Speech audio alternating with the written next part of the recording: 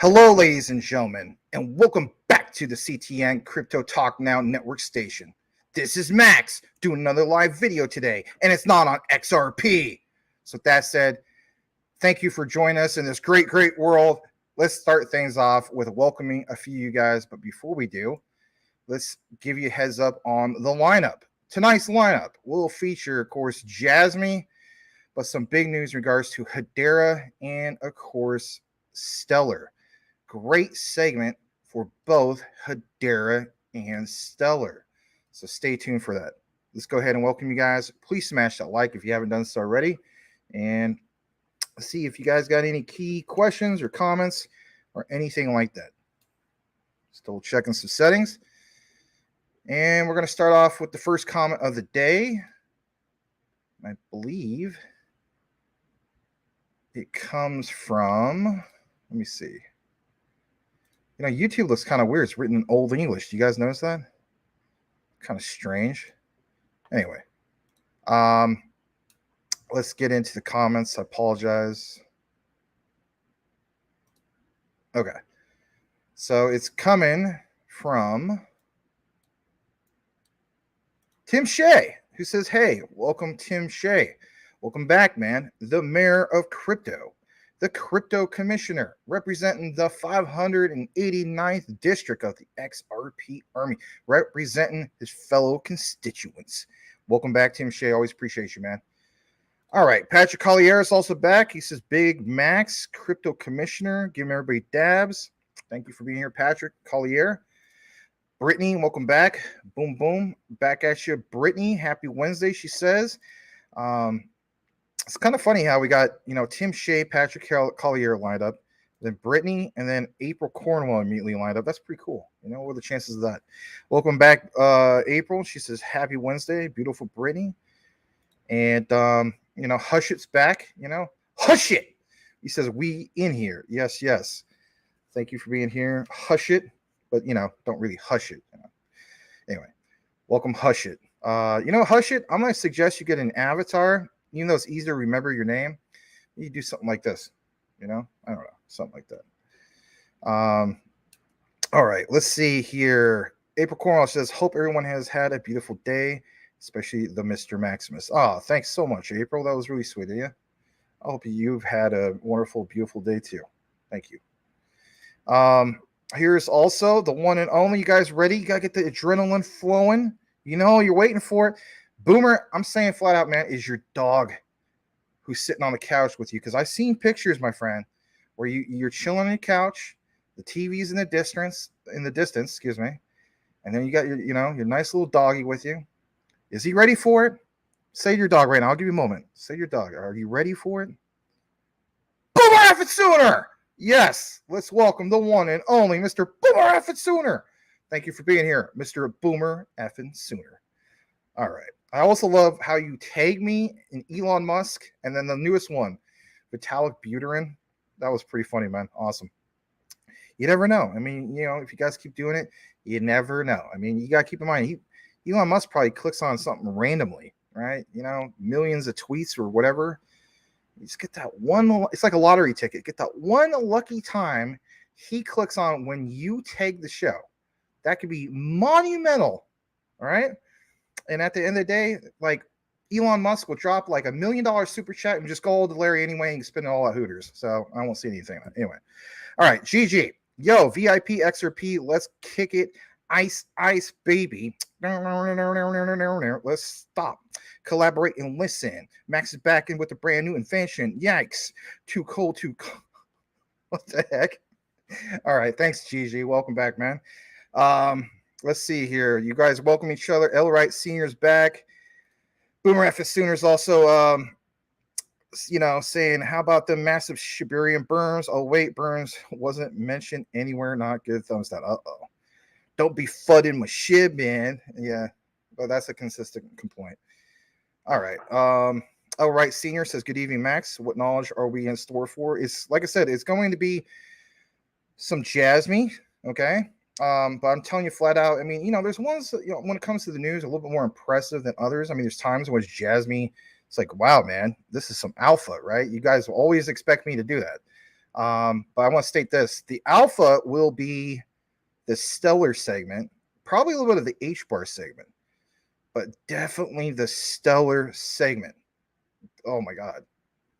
It's some big news for stellar, okay? All right. Let's go further down. You guys are talking about the SHIB, obviously. Let's welcome the one and only Mr. Brian F. Dowie. I know, I had to say it that way. Thank you for being here, Brian. He's got his Vaseline ready. He's got his, some kind of talk about Caroline ready. He's got his Vegas tricks ready. Welcome back, Mr. Brian Dowie. Okay. Always appreciate you, Brian. I really mean that, man. Always appreciate you, man. Glad to see it. Let's welcome back Token 7. He said, hello, guys. We're just going to welcome a few more of you guys, and then we'll kick it into the outline. Please smash that like if you haven't done so already. We're at 24 likes, 31 people watching. Let's see if we can kick it back up into like the 40s. It'd be great. Let's welcome Taufik Huadi. Hopefully I'm pronouncing that right. Probably not, but nonetheless, welcome, man. Nice looking avatar. Hello. Welcome. Michael Edwards, great content history. Thanks. You're very welcome. Welcome to Michael Edwards. If you haven't done so already, guys, always want to welcome the newcomers. We're also going to welcome Cool Cat Crypto. Yes. And what else we have up in here? Jack W. I finally figured out that Jack W is not in relation to another Jack that lives apparently down in the Tucson, Arizona area. I was thinking you guys are the same guy. You guys are not the same people. But nonetheless, welcome to both of you in advance, okay? Glad to have you back. Your font went all gangster, Max. Oh, probably did. Yes. Triple C says he's having to take 2 or 3 gummies after that Shibarian burial. Uh-oh. Well, I got to catch up on some of that stuff, I got to admit. YouTube has been very weird today. Chat is messing up. That's weird. Huh.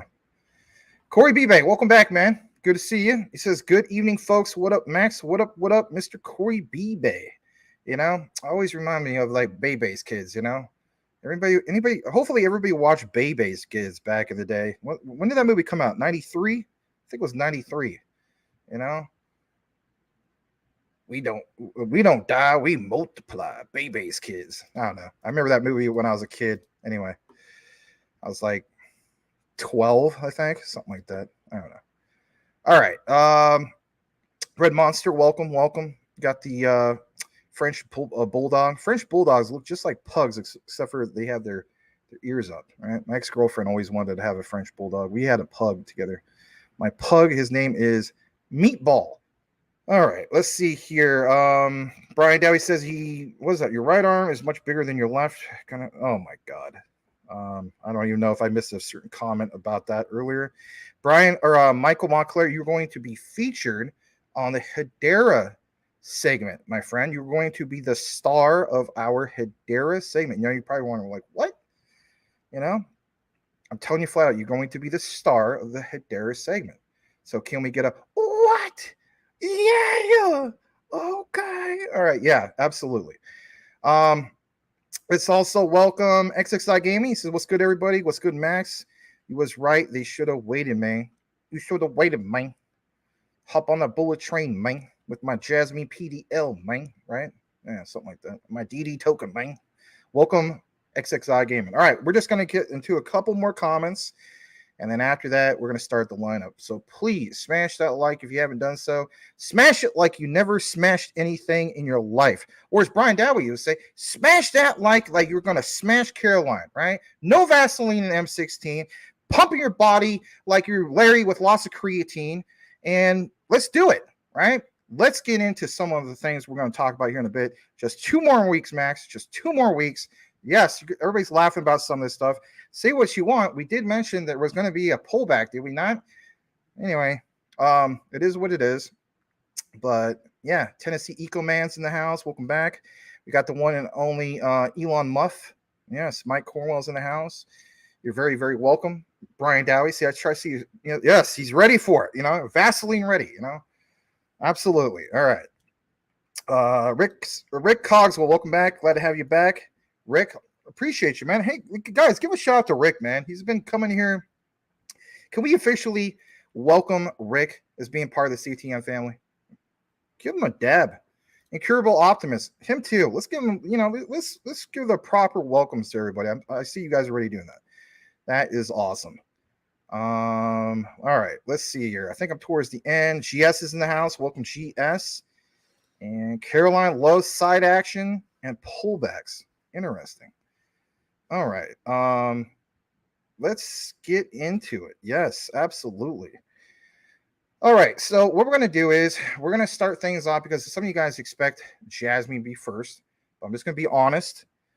The Jasmy coverage is good today, but it's not going to be like, is like, oh my God, like, oh my God, I might get my Eagle Scout badge. No, not that like epic, but it's going to be pretty nice. You know what I mean? Not that I would talk in that voice all. That'd be weird. Can you imagine somebody tuning in for the first time? Oh my God, welcome to Crypto Talk Now. Brian Dowie and his Vaseline. Well, he might get his Eagle Scout badge. No, that's just no. No one's gonna do that. All right. So on the Jasmy coverage for today, we're gonna do an outline. It's gonna feature, of course, first Hara, aka Hara-san. Yes, I had to do it like that. In regards to Evita, now some people have stated they're getting tired of hearing about the whole thing with Evita, but to be honest, not this time. Check it out for yourself, straight from the one and only Hara. And in this particular article, we're going to jump into it. But what I like is what is mentioned here, and I think my keyboard just died on me. Hold on a second. There we go. Yeah, let's backtrack for a second. Yes, the Evita article featured on where PCmarket.com. Now, I went ahead and looked at it, reviewed it, and so on, but I want to get into what Hara highlighted. And if anything, your main key takeaway here should be the actual demo of this Jasmy secure PC. It's one thing to talk about, hey, Evita, right? Can we see an actual demo of the Jasmy Secure Agent Pro dashboard and not have it be in what? In, like, for instance, Japanese, right? Or some of these other languages, but actually in English. And guess what? We get it this time. So this is cool. All right. So he states Jasmy's personal data locker, as in Hara, allows you to have more data than you need. All right. So not being, restricted, if you will, right? Traceability, decentralization, improved security through encryption, and is the perfect product, to introduce to just that Web3. So he blows up a little bit more, gives you an example of what he's referencing here. I have, of course, have this in a way in which you're going to see it a little bit more clear, bigger. But as we go to PCmarket.com, you're going to notice this right here, and we're just going to get right to it. Here we go. So this is interpreted from Chinese to, for instance, English. And we just had a major drop off. So I don't know what's going on. We just, boom, lost. I guess people don't want to hear about Jasmy today. Just lost, okay, now it went back. That's so weird. 19. Now we're back up to 33. That's strange. Please smash that like. Because the algorithm's doing some funky things. Tim Shea, you're right, man. You're right. Some weird stuff going on YouTube today. Weird stuff.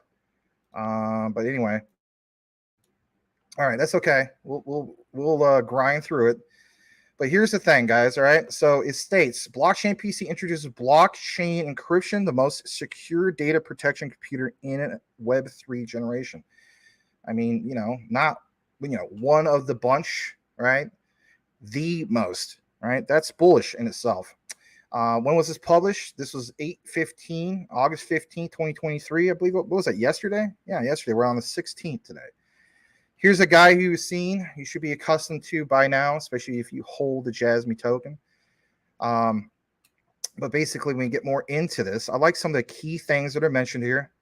And that is actually this part right here. Avita Blockchain PC officially released at Computex this year, providing users with a new data security experience at the personal and business levels, right? So not just like, the saying goes, the retail levels, right?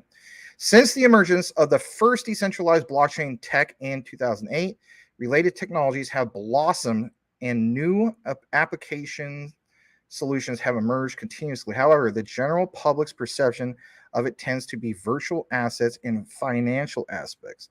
Now, this guy that you see here pictured, I'll show you again, just in case you missed it. All right, he is Dr. Zhao Yang. I know it sounds like a mouthful, but yes, Dr. Zhao Yang. He's the CEO of Avita Technologies. It says Dr. Alex Chung sees that its essence can be used more, especially in the application of computer data security. Of course, you see all these, different Avita blockchain laptops, if you will, secure blockchain PC / laptops, tablets, et cetera, et cetera. But he goes on to mention, as in, the CEO of Avita, right, Dr. Zhao Yang, he believes that today's society, and think about how this is worded, all right, is increasingly relying on computers to store various data. Right, we do see that, like there's so many different data storage solutions, is there not? I mean, shout out to Tim Shea, there's Flux, shout out to me and some of the other guys who hold Filecoin. There's a lot of different solutions, but is there one that is unique in its own right, that, let's face it, could very well be in its own class and stay that way? Yeah, Jasmy. Check this out for a second. More daily activities need to be connected to the internet, and the risk of data leakage is increasing day by day. Decentralized blockchain encryption technology can make up for the weakness, and users will have greater dominance. Now, this guy, this is the CEO from Avita, states that he described the data protection and encryption functions of blockchain PC just like a house that requires the owner to provide a special key to enter. That's interesting, like what we say, like, who has that master key? Conditions such as use time, and so on. It goes on to mention this part about, the cooperation between Hong Kong and, of course, Japanese Internet of Things companies. Let's take a brief moment to get into this. Were you aware that Avita launches, of course, the first blockchain PC on the market, and it has gone ahead and applied on the Windows platform, right? We saw that connection to Microsoft, for instance. And of course, it can provide users with just that decentralization and data autonomy, emphasizing just that Web3. And of course, has a simple, easy to understand user interface. And that's the bottom line, right? You can't make an app or, let's face it, this type of technology and have it where it's not user friendly. At the end of the day, if it's not user friendly, who's really going to use it, right? So it goes on to mention, it says, regardless of individual users, small and medium sized enterprises, and remember that, and even teaching institutions are very suitable. So when we talk about, for instance, the metaverse, just because Jasmy doesn't have its own metaverse doesn't mean it needs its own metaverse, right? Like Shiba Inu is obviously trying to do the Shibers, the unofficial. I don't know, is that official? Might be unofficial, but the Shiba Inu metaverse is supposedly going to be epic and like a premier metaverse platform. Does Jasmy really need its own metaverse? I think the answer basically is no. But their utility used in metaverses, not just one metaverses, How big will that be? And especially when it comes to, like it says, the teaching institutions. Now, on this part, I went ahead, and what I liked about this was kind of like what you saw on Twitter. You can magnify the image a bit. Let's go ahead and jump into this for a brief moment. And what you're going to see right here is an actual screenshot from the Jasmy Secure PC Manager. And it's kind of nice and big. I mean, it's not perfectly crystal clear or anything, but in my opinion, this is the first time that I'm aware of that we've had an actual English version screenshot that gives us an idea of just how this Secure PC Manager application dashboard looks like. So let's take a look at this for a brief moment. So as we get into it, you're going to see, for instance, a key thing that I want to bring to your attention. Now, this person is referred to as Ma. Right? Some of you guys refer to as your mother as your ma, or your dad as your pa. You're old school. You watch too much Little House on the Prairie back in the day. You have literally Miss Melissa Gilbert, posters all over your house. No, not really, but get what I'm saying, right? Ma and pa. Here's Ma. All right, 1 hour of non-operating function. Okay, why do we point some of this out? Well, why wouldn't we point some of this out? At the end of the day, if you want a good example of what the management software looks like, and you hold the token and you're bullish on Jasmy, you do want to kind of have an idea of the product that you're investing in. I mean, if I go to a store and I'm investing into certain type of software or product of any sort, am I just blindly throwing my money at something? Well, of course not. Check this out. Working status check. Operating status. Look what it mentions. How long you've been operating in this particular mode. How long you've been dormant in this particular mode.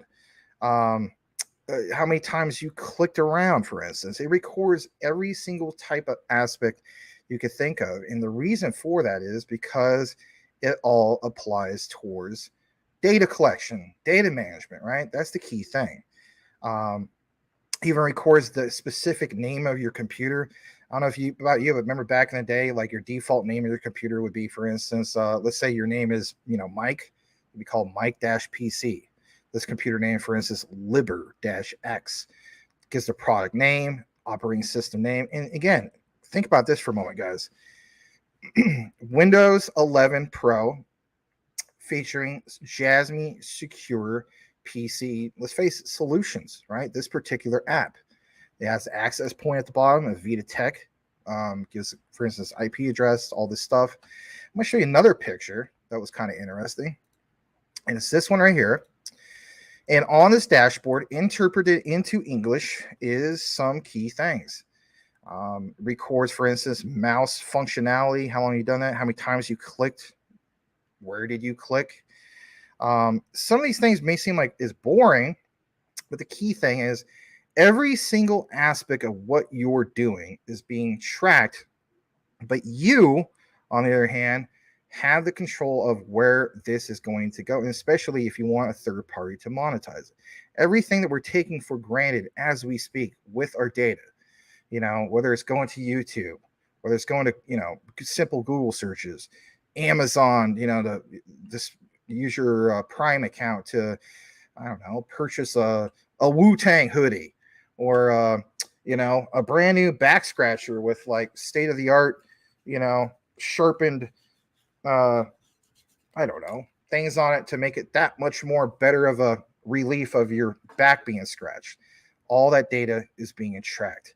Well, look at this, right? Let's say you're on a network and, for instance, you want to eliminate the ghost drive. You don't want people to see that drive. There's a functionality to disable that. Now, there's other technologies out there that have that same functionality, but again, this is an extra option. But nonetheless, before in the past, like I was going to state, is you saw the Japanese versions, and it's nice to be able to see some of these visualizations for a change in regards to Jasmy. All right, jumping back into this for a second. As I got further into this, and I discovered some other key things, and basically speaking, I like this right here. He states, Jasmy's prudence and consideration in the application of blockchain tech. He appreciated that the other party advocated relevant monitoring projects in Japan. and we're talking about the Internet of Things here, right? Those relevant monitoring devices, the example that we gave you last week, monitoring a golf swing, monitoring a pitch from a baseball, how the batter hits that, monitoring a person, or a group of people, how long it takes them to board a bus, a bullet train, you name it. The Internet of Things to contribute towards Society 5.0. Goes on to mention, since both companies are rooted in Asia, for instance, Jasmy, Avita, and so on, they have similar understanding of local culture. Both parties hope to create more experience value for ordinary users through forward-looking technology. Right. Not staying stuck in the mud like Ethereum, for instance, and not innovating, right? We know, and we already saw this, Jasmy has scalability, right? If you saw the deep dive, literally is mentioned on the front of that thumbnail. Scalability solved, right? How is that? Centrality, their layer 2 solution. Obviously, maybe QNT in the future would be massive. It says therefore, this alliance was made and they plan more cooperation plans in the future. This is a very, very proud and profound partnership. Now on this one, I thought I had this one to share. Maybe I don't. Let me see. I don't think I did share this one. I'm gonna share this image on the other screen. Let's try to pull this up. This one's pretty good. Let's do this one. And on this one, looks similar to the other one, right? But again, I should say great. I mean, it's a little bit blurry, but you got to keep in mind. But again, it's in English. And, when you get more into it, it gives you, like, for instance, some information about the agent version, terminal control, last history of command execution, references the Ghost Drive, when it was accessed. So you get to see if there's any crazy stuff going on, right? Just because the Ghost Drive was, for instance, disabled, did somebody access it who shouldn't have been able to access it? What about USB drives? Anything that can obviously copy over, pictures, you name it. Where is that going? Everything is basically tracked. You can see what is happening, Call it what you want, but that's not bad. All right. I like that functionality of it. I'm going to get into the last bit of what they have here. I like this. 3 pillars of application. Avita blockchain PCs are basically preloaded, like it mentions, with that Jasmy secure PC solution. They're going to combine, for instance, blockchain tech to provide 3 major applications. And take a look at this. Now, if you're a hardcore enthusiast of Jasmy and been doing more of your own research, you already know where we're going with this. But check this out. So the 3 major applications that are bundled with the software: Secure Data Locker, PC Operation Status Viewer, and of course, PC Functions Management Tool. That's why we show you some of those examples of, where is, like, who's messing with the Ghost Drive, who's plugging in a flash drive. I mean, it seems all simple. Again, some of those functions. It gives you the explanation about, the secure data locker. We know about some of this stuff. PC operator status viewer. I mean, it's kind of self-explanatory. The management tool, you can nerd it out more if you want. But what I also like is this part right here. Hold on a second. Where this guy Alex states that he noticed that the global epidemic in the past few years has greatly increased, listen to this, the demand of individual users for portable computer devices that combine consumer entertainment and productivity applications. For the naysayers to say, like, well, so what? There's a Jasmy secure PC and so on. What is the big deal? The big deal basically is this: supply and demand to meet, for instance, certain software applications that will meet the demands of let's face it, a Web3 atmosphere, a Web3 time that we're going to be here soon, right? Do you want to be using old applications that only make sense in a Web2 realm? No, right? That doesn't make any sense. So this is an ever-evolving type technology. Goes on to also mention that at the same time, at the business level, due to the prevalence of internet, social media, and short videos, right? We're always talking about YouTube Shorts. We're talking about, like Facebook, what they call it, Reels. And there's, of course, TikTok, right? Remote office collaboration, video conferencing, the demand for such things. Think about this, guys. We're always talking about the Internet of Things. The demand, right? Think about this. For such things has increased significantly, or as it says here, sharply, and the computer devices required for dispatch and remote office are also increasing. So this covers so many different areas that people are not aware of. The healthcare industry, hence why they got that great partnership with the CARE Project. So many different industries, the sports industries, obviously, right? But everything that is contributing to this whole new concept of future society, that is the bottom line. What kind of value will this have? I think there's going to be a tremendous amount of value. And when people talk about, for instance, the price shock of their particular, digital asset and so on, Jasmy stands right up, above the pack when it comes to that, because they're not one layer, a one layer solution as far as one utility layer. Right? Multiple layers of utility here. Speaking of demand, there's just a little bit more. The demand for IoT, right, Internet of Things, device management, and sensitive data protection will continue to be. I can't even pronounce that right now. Sorry. It is expected that more Hong Kong users will be the first to experience the convenience of just that, blockchain piecing. And here is another great representation of something you've never seen before. So I want to state this. Sometimes when people see these things, when it comes to Avita PC over and over, I'm tired of seeing this. Okay? Understand, just because that brand is in your face a lot now doesn't mean you should dismiss any of it, because, again, this is something in which before we got everything in Japanese, or I should say Chinese, and now we're seeing some of that English interpretation. I'm going to bring this up for you guys. Again, please smash that like if you haven't done so already. Check this out for a moment. So again, the English version of this on the interpretation, and it's nice to see this. Friday, July 28, 2023 is when they took this particular screenshot. I like this. I like the idea that they're giving us something a little bit more up to date. Do you want them to be giving us all this bullish news and then we go to the screenshot and it's like, like GF Burke has mentioned before, what the heck, Max? The screenshot shows a Vio laptop, and this was built in the late 90s or something. You know what I mean? Like that, huh? We don't want that. No, this is a little bit more modern, is it not? So it shows it towards the top left of your screen, and you're going to see some things here.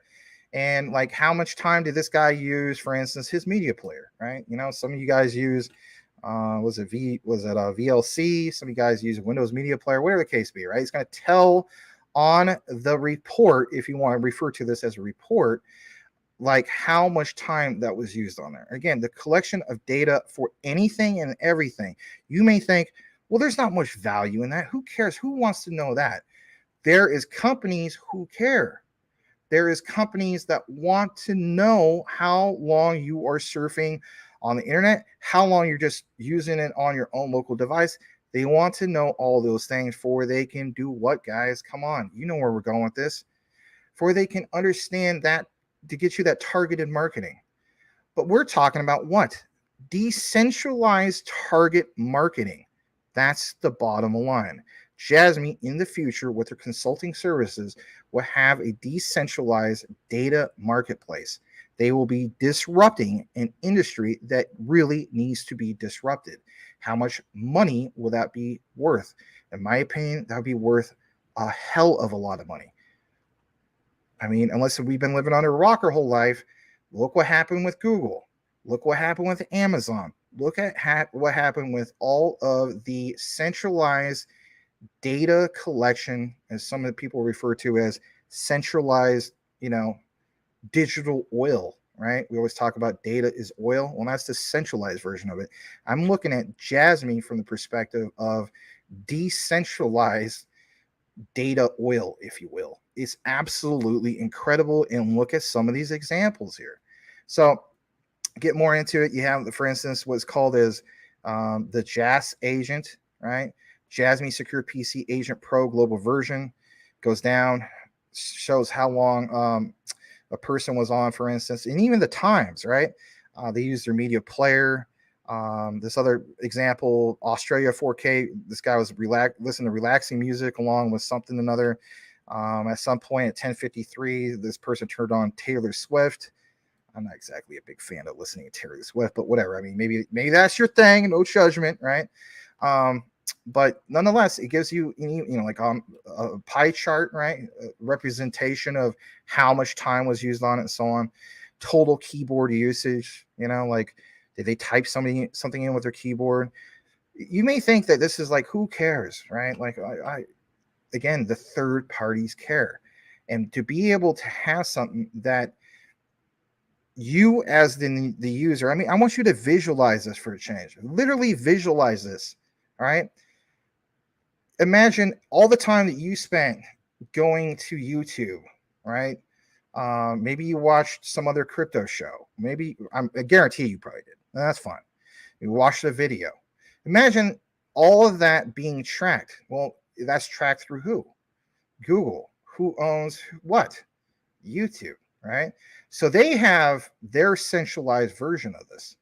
Again, what you're seeing before your very eyes is the decentralized version of that. And just because we are not seeing everything going parabolic yet, doesn't mean that we won't get to that point.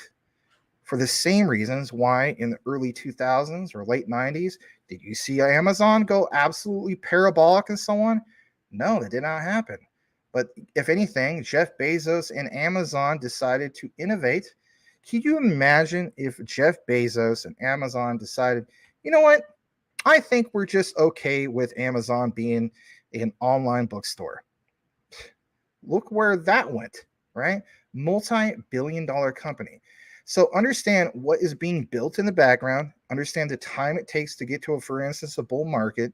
Also understand the implementation phase that we have seen, right? And then getting to the phase where, okay, we got all these orders, and now people are actually using these blockchain PCs. Data in motion, utility in motion, those two key factors equals to a beautiful, wonderful thing of, like you see right here, supply and demand going worldwide, mass adoption. That's the key thing I want you to leave from this particular segment. And if anything, before we wrap it up, of course, we're going to show you just a tad bit more. But again, think about that for a moment. And this guy, I think you guys may be following him as of recently. His name is Neo X Tricks. Had a really great little thread here that I would want to at least give him props about. It's a theory in his opinion about Jasmy, right? And we're gonna, like he says, unroll this thread because I didn't want to just leave you just off of that note. I wanted that visualization to be stuck in your mind. And of course, we'll kick it back in here the comments in just a brief moment.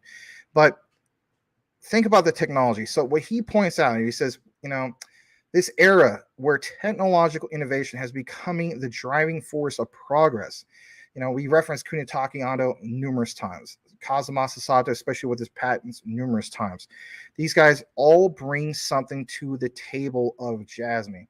And that's a very, very cool thing. When I see, for instance, Hedera, and that's later on our show, the Hedera segment, it's not just Dr. Lehman Baird and how brilliant he is. But as you can see, there's also other key players from Hedera and some of these other projects. They all bring something unique to the table. Well, you see that, for instance, with Jasmy. So it goes on to mention about this perception of a shadow of decline looming over the Japanese industry.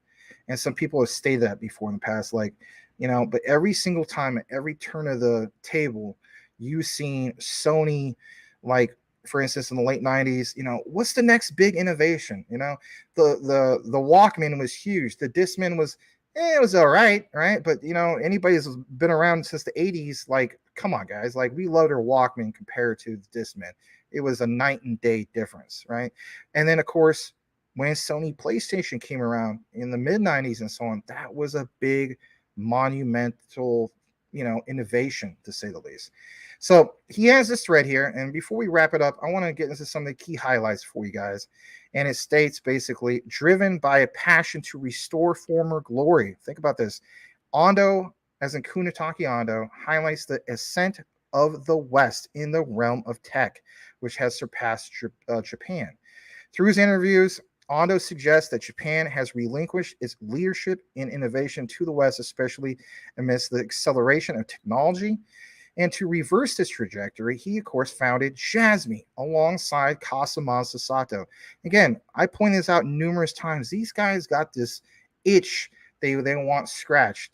What else do we see out here lately about itches that need to be scratched when it comes to not just big-time millionaires and CEOs? How about billionaires, right?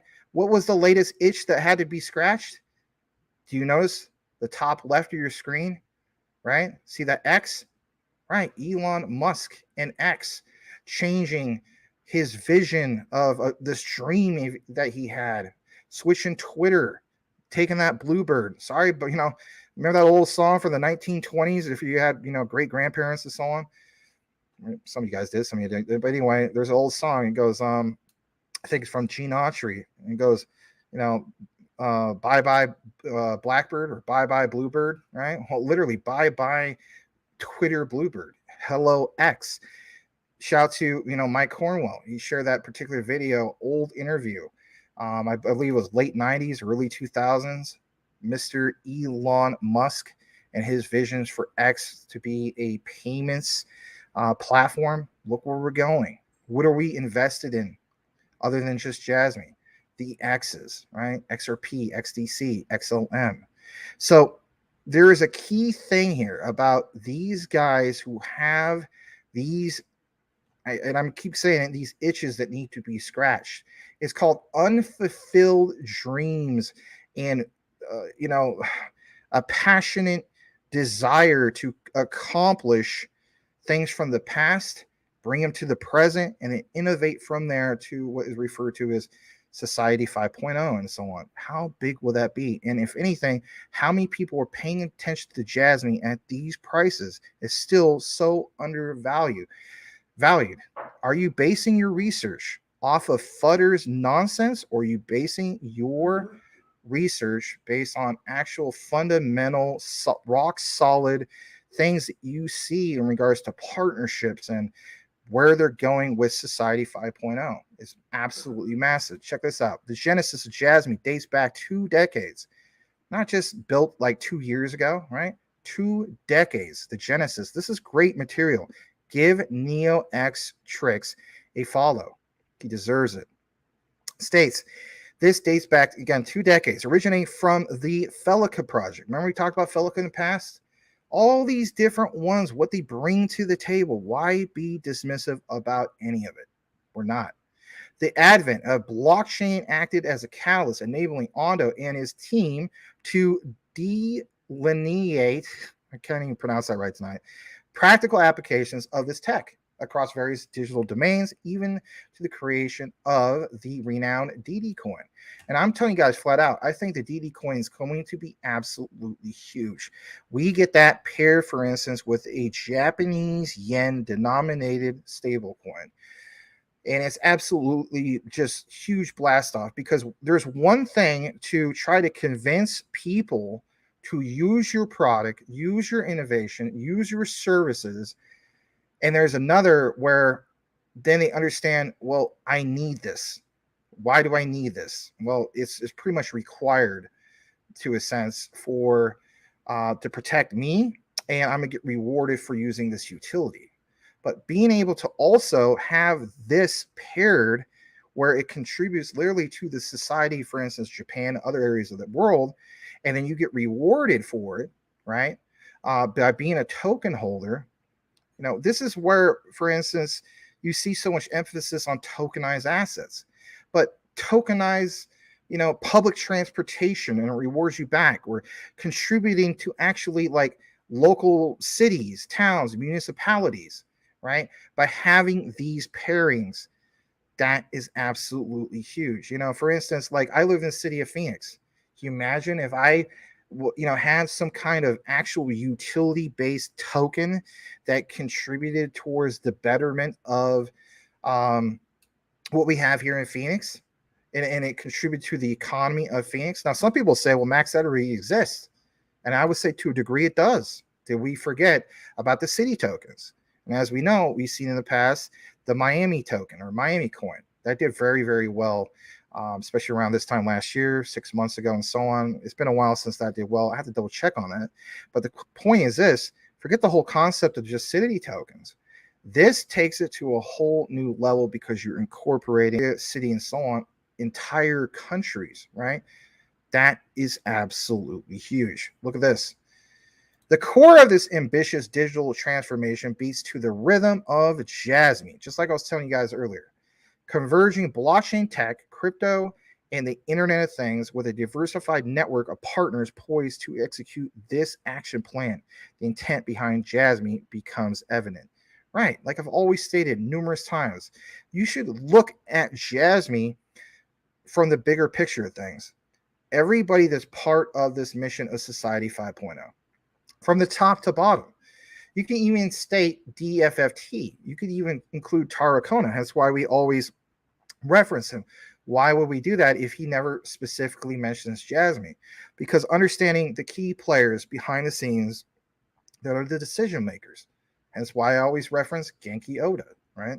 And I'm not going to go on and on about him tonight. Again, watch some of our particular videos. And if anything, check out the recorded video section where it says Jasmy, Bitcoin of Japan. Like why is it referred to as the Bitcoin of Japan? It gives you a whole breakdown of that. There's this thing about this initiative, and we're almost done in regards to this segment, but this is good stuff, especially if you've been waiting for the Jasmy segment of things here at CTN tonight. I want you guys to see this. This is really, really big. And if anything, maybe you guys feel as though, well, geez, Max, you said that the Stellar segment was going to be better. Hedera, I get where you come from. I got to say that this is probably a pretty good segment, okay? So please smash that like. But yes, this initiative aims to position Japan at the forefront of the technological revolution. You know how incredible that sounds in itself? Oh, you're just trying to hype this thing up. Again, like I've always stated, you don't have to hype it up. If you have a project that has rock solid technology, it speaks for itself. I don't even have to be here. I'm just a messenger who brings you guys, news updates, education, and so on. But I want you guys to understand there is a technological revolution happening. And you do see numerous times in Japan, they reference the concept of, for instance, the fourth industrial revolution. Now, some people are going to say, well, that's the Klaus Schwab side of things and so on. Hey, call it what you want. There's a reality that is going to come here sooner than most people realize. So it goes on to state that the narrative, because remember we were talking about Sony earlier? Check this out. The narrative of Sony itself holds special significance within this context. The genesis of the name Sony crafted by appending a Y, and this is interesting, to son, which means my little boy, and I wasn't even aware of some of this stuff, resonates as a call for rejuvenation. This quest for renewal is also embodied by the brand new manufacturing hub, the Japan Advanced Semiconductor Manufacturing JASM, right? You know where we're going with this. Poised to emerge as the premier semiconductor manufacturer in Japan. Now, what about the why, right? Because we can't just leave you, without giving you the why. While JASM, with its distinctive Y, symbolizes a passage into the future, the vision, and remember Kuntaki Ando in his vision and his collaborations is beginning to materialize. And boy, is it ever materializing. Things that we spotted out in the past, the office in the Silicon Valley area, right? The San Francisco Bay Area. For some people, they said that was a nothing burger. Oh, anybody can do that. There's WeWorks and stuff like that. Oh, I saw guys put Kunitaki Ando. Can you imagine this? In the same category as Sky Gao. What an insult, right? Because they mentioned the whole thing with WeWorks. For one, this wasn't a WeWorks office. You can look it up yourself. It's been a legitimate office that's been around for many years. Then what we see recently, remember in the past, people were like, well, this could very well be their plug, their connect to the English version of these secure smart chain PCs. There was no news about it for about roughly a couple years, and then boom, what do we all see? Oh yeah, English PCs come out. So again, making those partnerships, setting, literally planting the seeds, if you will, right? The office in the San Francisco Bay Area, seeing screenshots of actually what, as of recently, as in late July, of that demo in English. So it's not a bunch of BS. That's the bottom line. Again, they don't have to hype it. I don't have to hype it. It speaks for itself. But look, with Jasmy as their backbone, they aspire to imprint an indelible mark on Japan's technological history. Again, I will show you, and I'll have to remember this, maybe write it down. I'm going to show you guys that little YouTube thing, right? Ondo consistently goes, I think it's every 2 weeks. I don't know if it's on a Sunday or whatever. They have a former, Sony retired community club, if you will. They all get together. It's talking obviously in Japanese, but they share these stories about their experience in the past, of what they accomplished and where they're hoping to take things to the next level with who they're connected with now. They don't even have to mention Jasmy.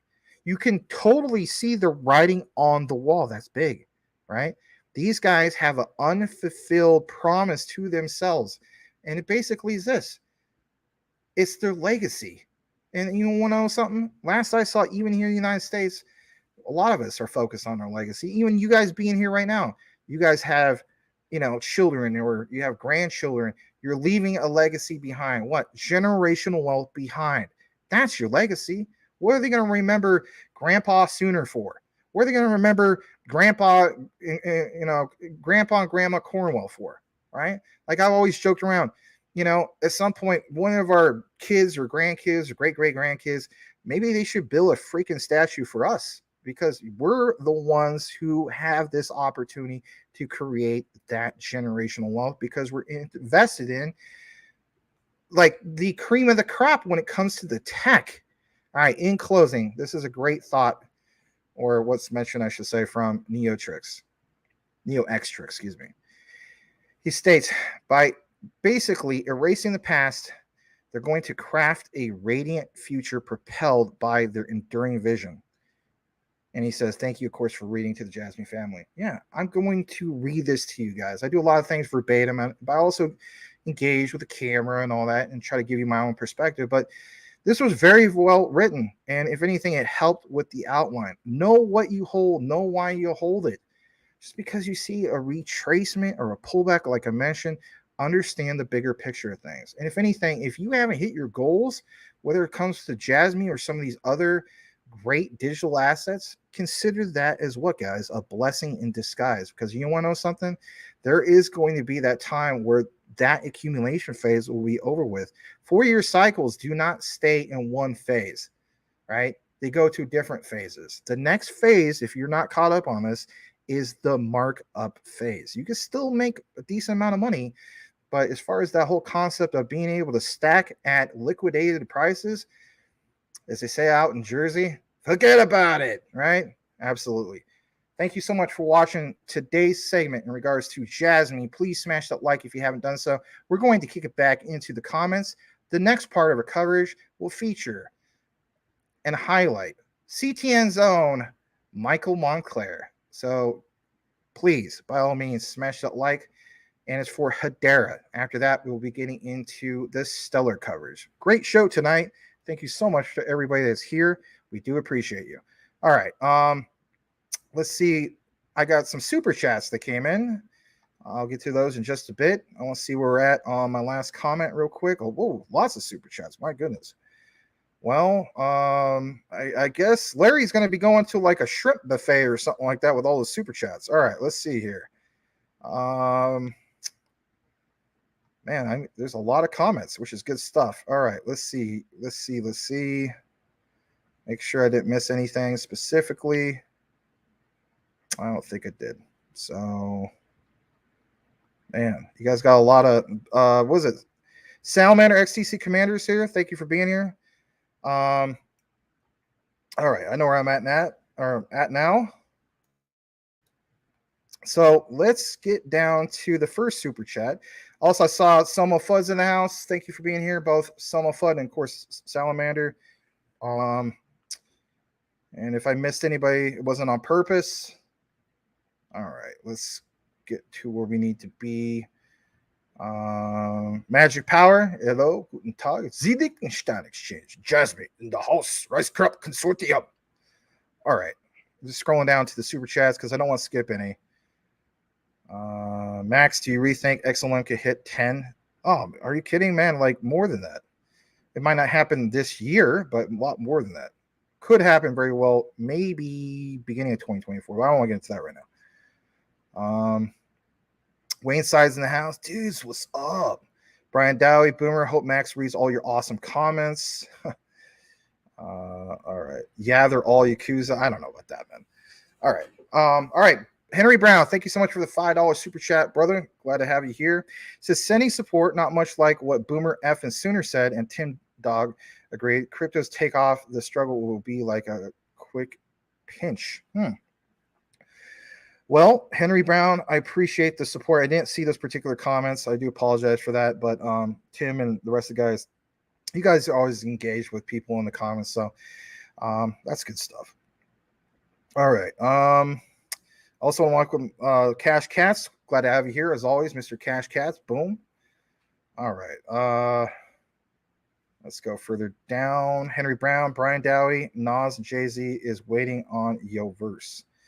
Oh, man, you know what? I've been listening to the new Nas, Magic 2. Oh, my gosh. Literally, I won't say every day, but almost every day. I absolutely love that album. Almost every song. There might be like one song that I'm not wild on, but almost every song I really like. Of course, especially that song with, with 50 Cent and so on. That is one killer song, man. Love it.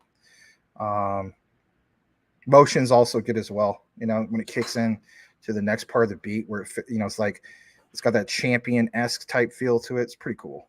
Love that album. Something else? Nas and 50 Cent are having a great comeback. All right, let's read a few more comments, super chats, and so on. Henry Brown with also another super chat, $2 super chat. Michael Montclair, I'm a little sore and stiff. What the heck? Oh, I see what you're saying, because you're still in the hospital. My bad. Yeah, you got to be careful with that because, Brian Dowie's going to come out and be like, Caroline, bro. Caroline. Anyway, that's okay, though.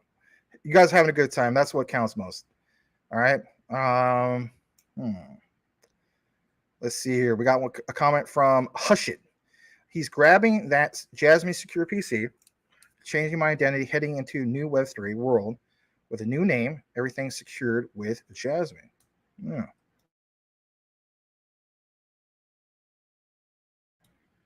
All right, let's go further into more comments. Tim Shape Max, did they repair the casting couch yet? I heard Caroline was a little rough with Larry, and there was some damage. Yes, all your super chats were basically donated to Larry to repair that casting couch. True story. All right, let's go further down. Henry Brown, Michael Montclair, I would like to work with you on a single in the future. Interesting. My brush with death makes me want to get this things done that you enjoy. Oh yeah, you guys should collaborate. That'd be awesome. All right, let me go further down. I think there might have been like another super chat. Maybe not. That's okay. Let's see here. Of course, emceed by Maximus J Max. Oh yeah, you missed my Mike Tyson thing last night. Or actually, maybe you're around for that last night. Anyway. All right. Rap City does not exist no more.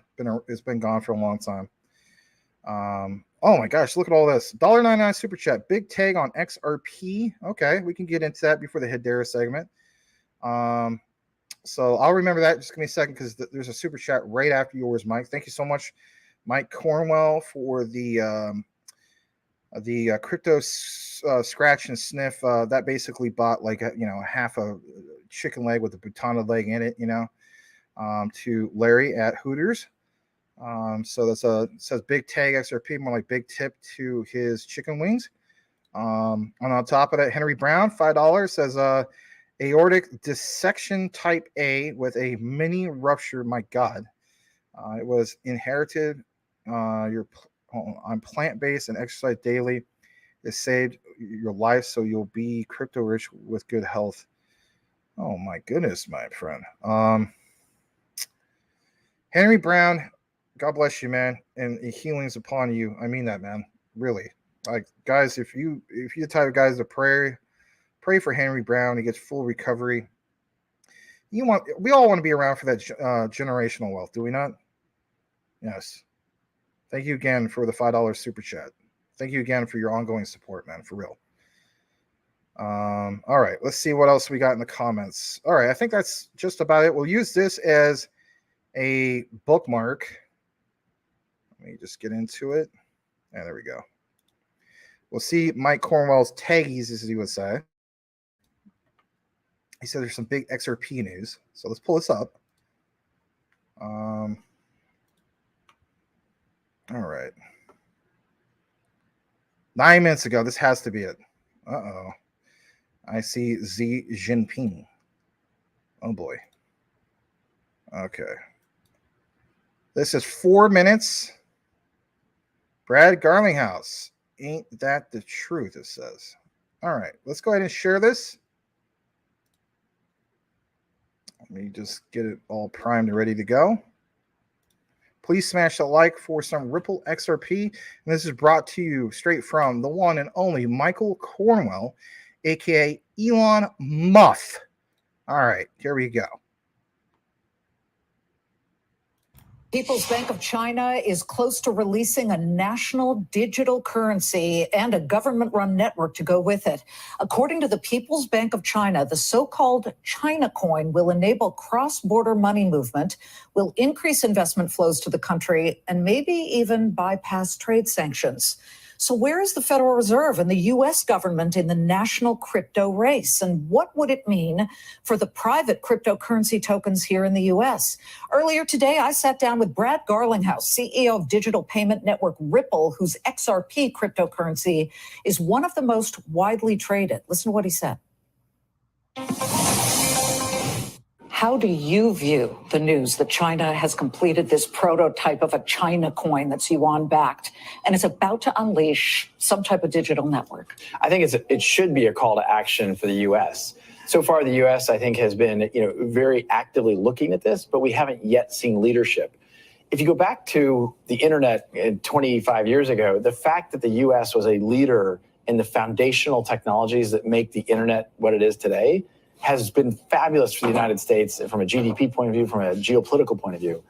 These are new, profound technologies, and the U.S. needs to be a leader in this space. And we need to pay attention to the fact that China has really leaned in here. Are we? Because if we look at our Federal Reserve Chief, Jay Powell, he has expressed skepticism about cryptocurrency. President Trump has expressed he doesn't much like the situation either, because perhaps they don't quite understand it or they feel that it's the Wild West.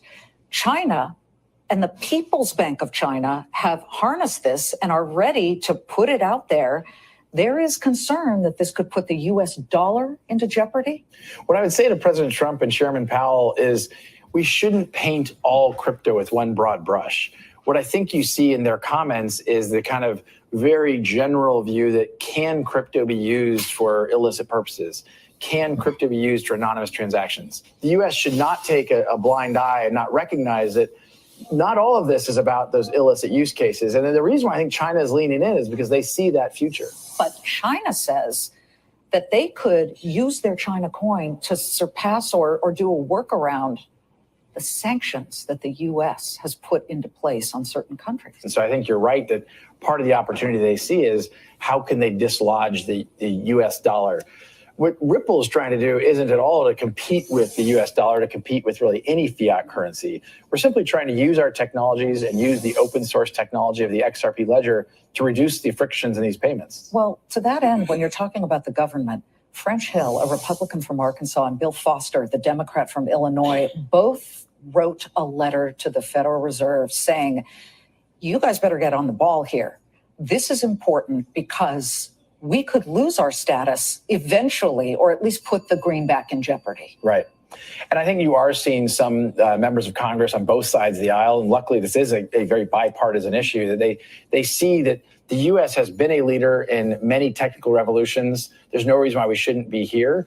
And there are big issues at stake, including, as we're describing here, kind of, where does the U.S. dollar sit in the hierarchy of global currencies? Well, are we behind if the People's Bank of China, according to CoinDesk, has something like 50 patents filed for this kind of thing? Yeah, I don't know yet if we're behind. I think there's a risk of falling behind. I mean, the good news is, I say in a self-congratulatory way, we do have some of the leading companies here based in the United States doing things around crypto. Ripple has been a leader in this space, and I think there's an opportunity to get behind some of these efforts domestically and really support them. All right, so that came from, I believe, January of 2020, but still the point is the message there, right? Some of you guys want a brand new thing and so on, but the point is obviously that message, a real bullish message to say the least. Thank you to Mike Cornwell for that. I'm going to double check crypto Twitter real quick to see if there's any other particular tags. If there isn't, we are going to, of course, bring you that Hedera segment as promised. Please smash that like, especially if you hold Hedera. A lot of bullish news lately when it comes to HBAR, but nonetheless, let me just double check a few more settings. I'm actually gonna like this and retweet it. And what else we got up in here? I was tagged numerous times this morning, my God, in regards to this Stellar segment. But I definitely have it. 20 minutes ago, there's another one from Mike Cornwell. We'll just share this since we're still on the topic of Ripple's XRP. Let's get into that as well.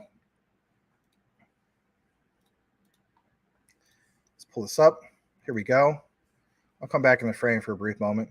So on this one, Mike has this information in regards to where it says Ripple files motion opposing SEC interlocutory appeal on just that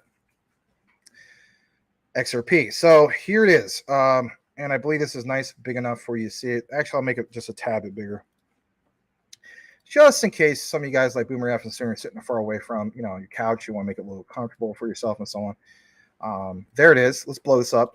And this one is nice and big. Everybody, for the most part, can see this. All right, so let's get into it for a brief moment. It's not super long. It does have some of the highlights.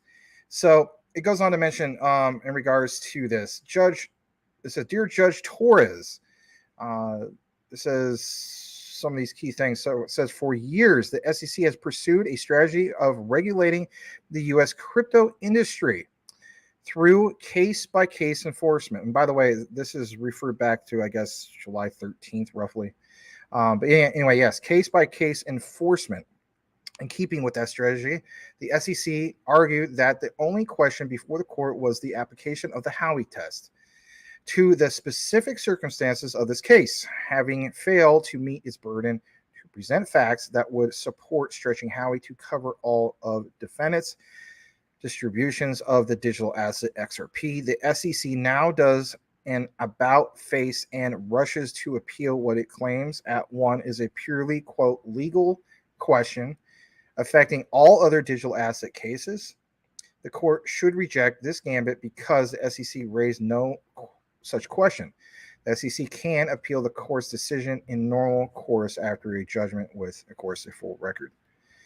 So if you want to get technical in regards to what was actually mentioned here and some of these findings, boom, there you go. So again, that's from Crypto Mike. And give me just a second. I'm going to probably also retweet that. All right. Maybe there's a tad bit more. Let me see. I think we're good. So I'm going to stop the share on that. What I'm going to do now is I'm going to get into the Hedera segment. So again, guys, please smash that like for Hedera. And this is new in regards to what was posted earlier today. If Hedera is your thing, you're really going to enjoy this. I combined a few key things. I was actually driving down the road and I was listening to an interview and I was like, you know what? I'm going to take this particular segment from this 1 hour and a half long interview and highlight it for you guys here tonight. So Again, let's just go ahead and jump into it. And if you're just now connecting and this is your first time to CTN, I'd like to go ahead and welcome you. We have a very welcoming community here. We bring you guys news, education, and a little bit of entertainment. So for all you regulars and members of CTN, please welcome any newcomer. And if you are new, don't feel like you got to be intimidated by your question or your comment. Hey, we're all new to crypto at some point, and some of these things or terminologies can seem pretty intimidating. Again, we're very welcoming here. Don't feel like there's anything as a stupid question or anything like that. The only thing stupid is if you don't ask, right, can't learn. So again, welcome. Glad to have you here. All right. So what I'm going to do is turn on a few banners. I'm going to remove them here in a bit when we play some of the videos. But we're going to start off with a particular tweet, if you will, that was 14 hours ago. And let me just show you what I'm talking about. So for one, were you aware of this? And let's get into it. So it's basically this from who is referred as Token 2049. Goes on to mention, meet Hedera, platinum partner at Token 2049. And let's bring this to your attention of the open source POS network that's incredibly fast, energy efficient, secure, Solidity-based smart contract support, and developer-friendly APIs. Now, I want to state this, okay? Every now and then, when it comes to CTN and our coverage, we like to have a topic of the week. All right, I'm going to state this. I think the topic for at least the next couple of days, or maybe very well for the rest of the week, because let's face it, we only got tomorrow and Friday because we don't do weekend shows anymore, should be smart contracts. Yes, smart contracts, smart contracts, smart contracts, right? I'm not Steve Ballmer, right? Developers, developers, developers. But I want you to ingrain that into your head and why that's so important, because, again, the key thing here is utility-based projects with solid use case, but smart contracts. When we get to that stellar segment, again, smart contracts. You know where I'm going with this? Sorbonne, right? So this is Hedera. Check this out. And it mentions some of these key things, right? And I thought, of course, that would be cool to share this with you. On top of that, I want to share this, which is very bullish in itself. Reported yesterday. Says, we see Hedera Consensus Service as one of the key innovations developed by Hedera and a foundation for cryptographically verifiable traceability in healthcare software. As we know, again, with healthcare, very bureaucratic, but if anything, there needs to be innovative technology where things move a hell of a lot faster than where they're at right now. That's the bottom line. What's it say here? HCS leveraging Hedera public network to anchor legacy data transactions. Right, legacy data transactions on the old systems of these old healthcare solutions, which are very, very outdated solutions. In this particular screenshot, which was taken from this video, you will see, for instance, this representation. And if anything, the point is what I'm going to show you right here. And if they don't fast forward to it, I'll take you to there anyway. Let's get you over to there. Let's pull this up. And let's see if it loads right up. No, it doesn't. I'm going to go ahead and pull up the 32-minute mark. Give me just a moment. All right. And here's basically what they're kind of talking about. And I'll just stop it at the 31-minute mark. We're going to play a brief clip about this, but it states, this was just 2 days ago. All right, I'm going to share this tab instead. And that's how to use the Hedera network to improve public health reporting. Public health reporting in itself definitely is an industry that needs to be a lot more smoother, faster, and more reliable. It says, the rise in opiate mortality and substance abuse is a critical challenge for public health. It is. Says Oker, if I'm probably not pronouncing that right, has partnered with the centralized Hedera Consensus Service to provide an innovative solution. Listen to this. They have this whole thing about the webinar. They, of course, have this introduction about the decentralized nature, consensus mechanism. And again, you're all welcome to nerd it out if you have more time to do so. But I want to highlight this key area just for a brief moment. So we're going to go ahead and play this, smash that like, and then after that, yes, Mr. Michael Monclair, you probably wonder, how do I have anything to do with healthcare? We're going to get to that segment here in a bit. It's not in regard to healthcare, but Hedera. All right. So check this out. Here we go. Data is being maintained as public. Yeah, no doubt. In fact, I'm going to show an example very specifically about that. So I think that the short of it is we create topics that make sense to us. Sometimes the topics and the example that you'll see here would be clear text and readable, human readable. Sometimes it's pseudonymized topics, so you can't necessarily tell just what the topic is. But then almost always what we do in terms of the actual payload, the message that's associated to the topic or to the transaction, there is an encrypted payload for the actual content. And optionally, depending on what kind of arrangement we have or what the sensitivity is of the payload, we have some things that can be indexed in English and are human readable. So and I'm going to show an example of that. And then again, to be very clear, we do not put health data, like no patient health data is existing on a public ledger. That will violate all kinds of HIPAA, and certainly doesn't make sense to do so, and at least at this time. Yeah, so this picture basically is just a picture of what I more or less described, right? We do a lot of work in our databases, but with these databases, many times what we do is we actually in real time, like in what's called in memory, we reach out using open APIs, the FHIR APIs, the Fast Healthcare Interoperability Resources, to connect to, for instance, an Epic healthcare system, and in memory retrieve or just read the information we need, and then we create a hash of that in real time, and we store the hash. So we don't actually store, even within our encrypted, if you like, protected database, the April platform, we don't actually store the health data itself. The health data itself could well be sitting somewhere here in the ether within an Epic system or whatever system it happens to belong in. So we're very, very kind of conservative about where is the actual data, but we do use quite advanced technologies to make sure that data can be authentic, and the transactions or the aggregations and visualizations we do on it make sense without necessarily storing that even within our system, much less on Hedera. All right, so I wanted to show you that just real quick, and it's a good example that he gave you in regards to healthcare. Now, there's a lot more than just the whole healthcare update in regards to Hedera. So I want to jump back and I want to show you a little bit more of what we have. Very impressive stuff, to say the least. And let's just get into this, okay? So here it is. Let's get into this. It is in regards to music. And what I want to show you is this. Let's jump into it. So I'm going to come back in the frame. And you know where I'm going with this, especially if you're a type of person who's been watching CTN for a while, in regards to the one and only Mr. Michael Montclair, the musical talents of Michael Montclair. We will highlight his channel. By all means, give him a sub. Great music, especially if you have any taste at all, you'll enjoy it. We'll get into his channel here in a bit, but check this out. Me personally, I am very bullish on audio, right? I feel as though that's a great platform.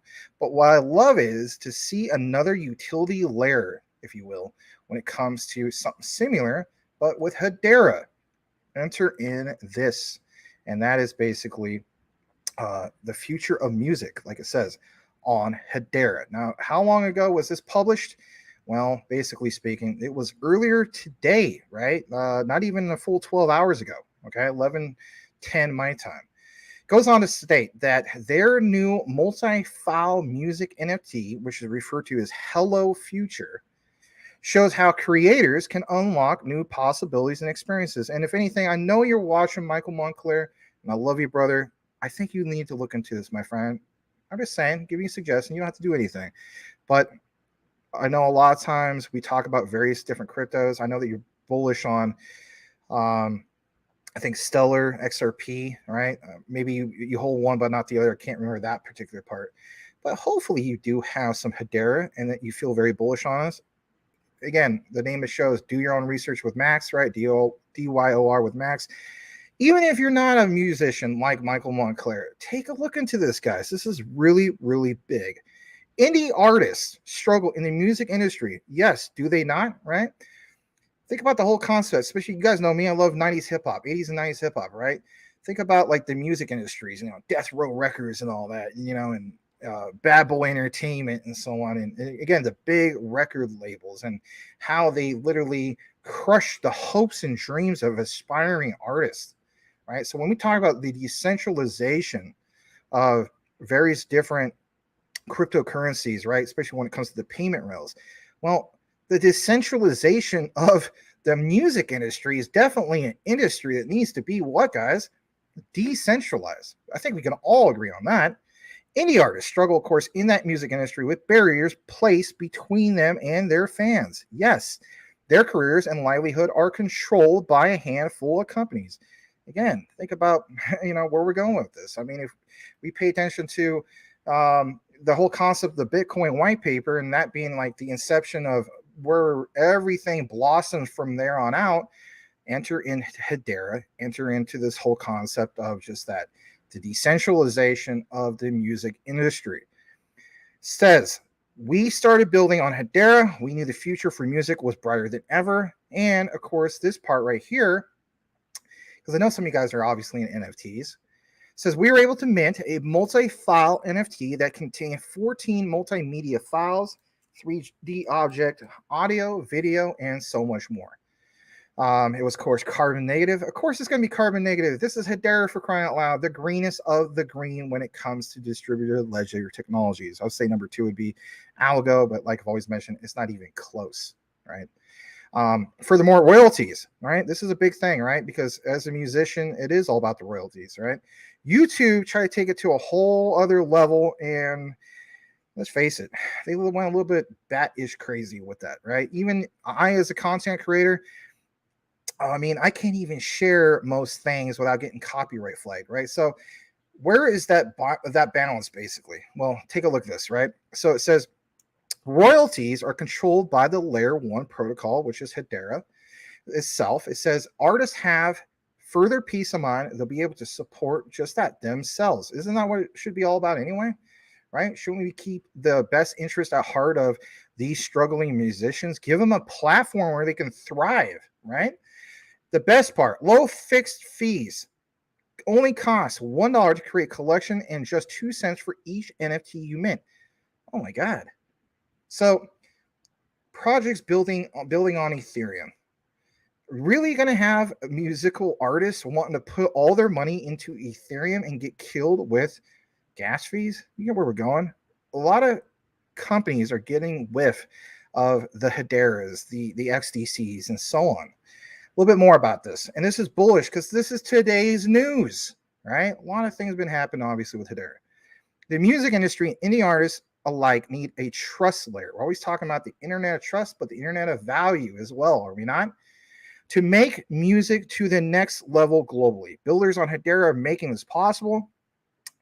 And it goes on to about this whole thing about metadata standards. Listen to this. HIP 657 in the pipeline. They're going to see a creative step function soon.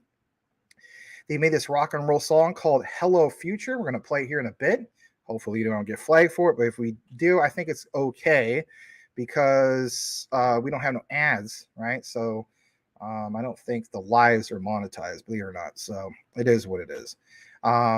But yeah, it's going to spread awareness of the music movement on Hedera and show what's possible with just that, a multi-file NFT. They're going to, like it says here, there's more information about it. So Michael Montclair or any of you other guys who may be into music, go to dd.style/hellfuture to learn more about this and see if anything, if it's going to be worthwhile to you as an independent musical artist, right?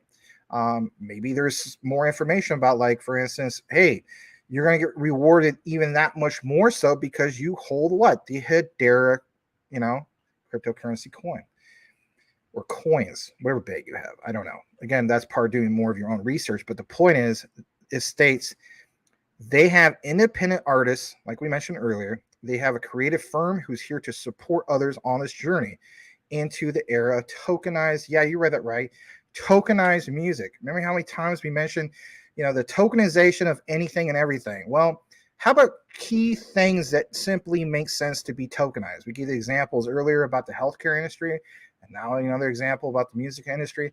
Hedera is flat out killing it, man. I'm telling you, flat out, they are killing it. And we'll bring you this particular interview here in a minute or so from Dr. Lehman Baird and the other founder of Hedera. But I'm going to play this. This is called, what's the name of that song? Hello Future. All right, 2 minutes long. Please smash that like, especially if you hold H-bar. Here we go.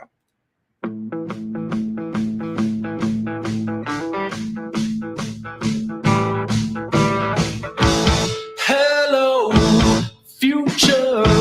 I see you coming round. Are you ready? 'Cause it's going down. Hold on, steady. We're lifting off the ground. You know already. Our new kids in town.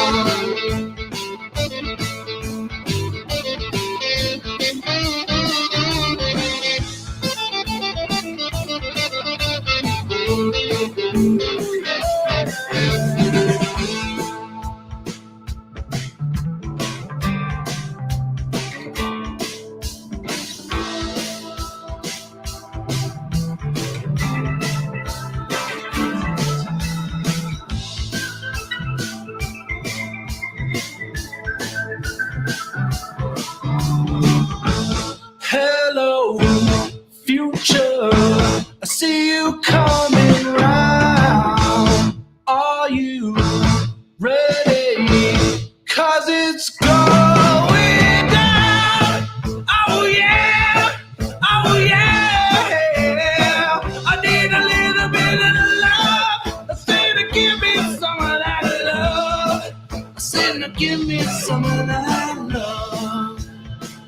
Headed to the moon. We got NFTs and a DeFi space. And there is the place.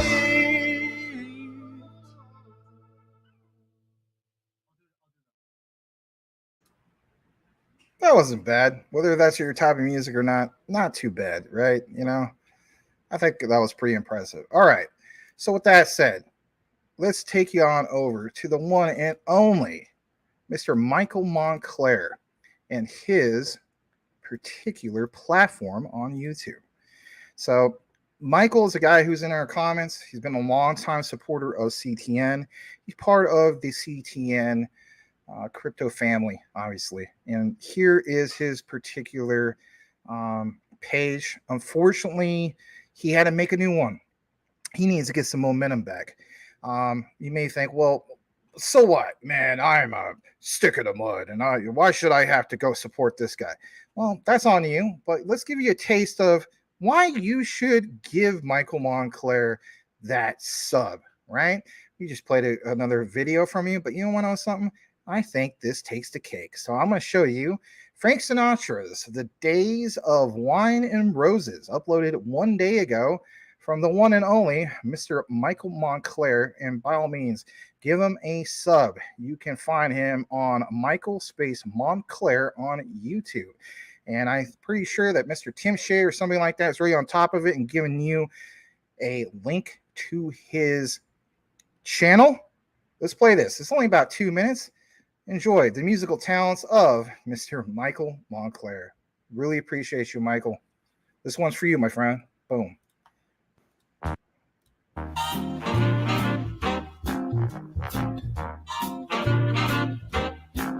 The days of wine and roses, laugh and run away like a child at play through a meadowland toward a closing door, a door marked nevermore that wasn't there before. The lonely night discloses just a passing breeze, filled with memories of the golden smile that introduced me to the days of wine and roses and you.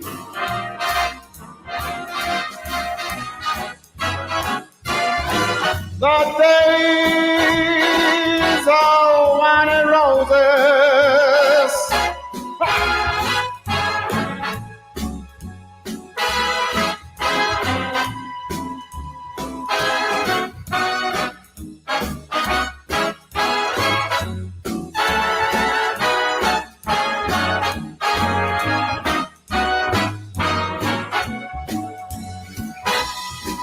The lonely night discloses just a passing breeze, filled with memories of a golden smile that introduced me to the days of wine and roses and you.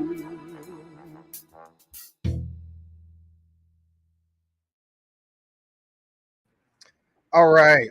The musical talents of the one and only Michael Montclair. Thank you so much, Mike. Appreciate you, man. All right. We're now going to jump into the last part of our Hedera coverage. Please smash that like, and let's take you right to a key area of this interview that I listened to on the way home this morning. Stuck out in traffic, and I was listening to this particular interview. And I said to myself, I got to remember that part. So check this out. Dr. Lehman Baird. Who doesn't like listening to one of the most, if not the most, right, smartest guys in DLT, all of DLT. I'm very impressed, obviously, with, Gilbert Verdi and so on. But as far as actually just being that whiz, the mad scientist of crypto, if you will, right? The Doc Brown, Lehman Baird takes the cake, right? So I want to share this with you. Let's jump into it. And here it is. I'm going to come back into the frame for just a brief moment. I'm going to give you a description about this. So it was about 12 days ago, and maybe you guys are subscribed to the H-Bar Bull. I'm going to give him a follow and a sub, actually. It's Mance Harmon and Dr. Lehman Baird in this interview. All right. It's called Hedera Ecosystem and H-Bar Economy, Past, Present, and Future. Now, you may be wondering why highlight some of these key things. Well, look what's mentioned. In this exclusive interview with Hedera co-founders Mance Harmon and Lehman Baird, we do a deep dive into the Hedera ecosystem and the H-Bar economy. They, of course, discuss the initial vision, how they got to this point, and where we are now and the future for this amazing platform. I want you guys to just simply remember this key word, DeFi. And if anything, we're going to hop into this right now. Play roughly, 6 to possibly 10 minutes, give or take. Please smash that like. But the key thing is listen to what Lehman Baird has to share on this interview. Here we go. I know in the beginning you see the potential and you think everything's going to happen right away, but it takes a long time to get all those things we talked about, the infrastructure and everything and like that in place. And once that's in place, that's when things really start to get exciting. And that's what we're seeing now. All that stuff is in place. So I think the next 5 years are going to be really impressive. So Lehman, I'm going to go to you next. We've heard a lot about DREC lately. Can you tell us why you decided to focus on decentralized recovery lately? Oh, yeah. So we care about Hedera. We are building the Hedera network. We want it to be the best possible thing. Then broader than that, we care about the Hedera community, and we want to enable other people to be building on top of it. And we're very excited about all the different kinds of community members building all kinds of things on top of it. But we are also interested in the even broader thing of the blockchain DLT community. And we want to aid it and do anything we can to make this as a whole take its rightful place of being part of every part of society, every part of the economy, every part of education. Everything we do will have ledgers, DLTs, blockchains as part of it. And we really want to make sure that happens as fast as possible too. And so part of what we are looking at is what is the thing this industry as a whole needs the most. And maybe you would say regulatory clarity. And I agree. Maybe we had some good news yesterday. We're all really happy about that. There's much rejoicing, which is great. But I don't have a whole lot of control over that. You know, I don't control those things. But what we also see as a real impediment to DLTs going from the enthusiasts, the experts, the degens, the people who are really into it, we need to expand to the other 99% of humanity on this planet. And the key to that, I think one of the big things is it's got to be incredibly easy to use, maybe even invisible. It's built into your other apps. You don't even know about it, which means it needs to have the safety net that every part of your life has. If you lose the password to your bank account, you will eventually be able to get in. You can go to the bank in person. You can go to the courts and recover it. There's always a safety net. If you lose the key to your house, you can get a locksmith to come, or you put a brick through the window. There is always a safety net in every area of your life. And if you lose your crypto keys, you've lost everything. No safety net. Okay, this is maybe okay for the enthusiasts, although you still hear horror stories of people losing vast amounts of money.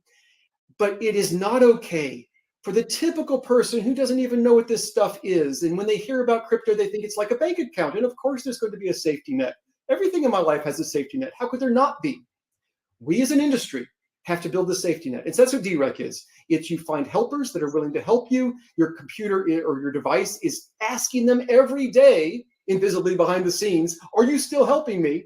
And then when you lose your device, any half of them can come together and help you.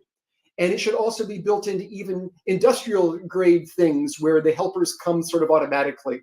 There's just a lot going on. So we are talking to a lot of different players in the Hedera community, but we are also talking to other blockchains, other DLTs. We are talking to lots of DLTs right now because this is something the industry as a whole needs to work on. And it's not multi-sig on the ledger where you reveal how many people are helping you. It's all private, and it's all, they just go and help you. And you're checking them every day, and you have automatic recovery. And when you add a new person, it automatically changes what everyone else is holding, all of that stuff. And we are working with anyone. And although we're talking to a lot of other ledgers right now, if anyone listening to this would also like to come help, come talk to us. We are trying to put together an alliance of as many people as possible because it helps the industry. And of course, if it helps the industry, it also helps the Hedera ecosystem because we're part of this industry. But that's why we got into this. Because we care about the industry as a whole, and we care about the world as a whole. It needs DLTs. The world really needs what we have. And we as an industry have the solution to a real problem. We just have to make it possible for people to use it. Sure, absolutely. And I mean, one of the things, the argument of having custodians and exchanges and things like that is you could always recover it. Well, we saw all the issues that can come from that. But now that we have the potential for having this safety net, you can have, the trust of being able to maintain your own keys, but also have the ability to recover it if necessary in a decentralized way. You're right. You can always have your safety net by using centralization. Give it all to somebody you trust, like FTX, right? You trust them. Okay, maybe that doesn't work so well. We need to be decentralized in our trust as well. Sure, absolutely. And this could actually be used for things beyond storing your crypto and things like that, right? Absolutely. This has nothing to do with being specific to keys or being specific to accounts or being specific to crypto. This is about any secrets. So you can store your passwords this way. You can store the combination to your safe this way. Anything that you have, your grandmother's recipe that you really care about, anything that you have that is a secret that you don't want to lose, you can make sure that no one sees it and that you don't lose it. Or at least you can make it hard for those to happen. You can have a safety net. And so it's not just about crypto. It's not just about cryptographic keys. It's about everything. And that's what we need to do. We need to show that this industry can bring things that add value to everything throughout our society. All right. So, Mance, Okay, so there's a lot more to that particular interview, obviously, and by all means, if you're a big proponent of Hedera, I would highly recommend to check out the entire video in its entirety. All right, 3 key things I want to talk about in closing that you just saw there. So my thing is this. There is always entry platforms for everybody who is new to crypto, is there not? me back in the day and a lot of other people, we were noobs, right? You may be a noob right now. I don't mean that disrespectfully, but that's just, a reality, a term that I use. So for me, as a crypto noob back in the day, Robinhood was my first entry point into crypto. My buddy tells me, man, you're not going to be able to get Dogecoin cheaper than 1 penny. I'm telling you flat out, it's literally going to go up probably tonight or tomorrow. It did. But Robinhood was my entry point. Here's the key thing. With all the bad news that's happened in regards to FTX and so on, what is the narrative that still is in the people's minds for the most part, even our minds? But let's face it, like people, the naysayers are like, I don't want to get into crypto. It's not safe. What rings in their mind or in their ears is that looming thought of FTX and so on. So they have a lot of fear. And like as the saying goes, the fear, the uncertainty, the doubt. Well, Hedera, what you just heard from Dr. Lehman Baird, sounds very, very secure. You lose your keys, you lose your seed phrases and so on. They can be the platform where, guess what? If you have that moment, guess what? They're the platform with the most security. Now, some people, of course, have studied in the past. The only reason why Ethereum survives the way it does and so on, and why enterprise solutions from the past still stick with them, is because of just that security. But what if you have a platform in which has both the security, the speed, and just, let's face it, the entire package? They're eco green. They're the greenest of the greens, as we showed earlier.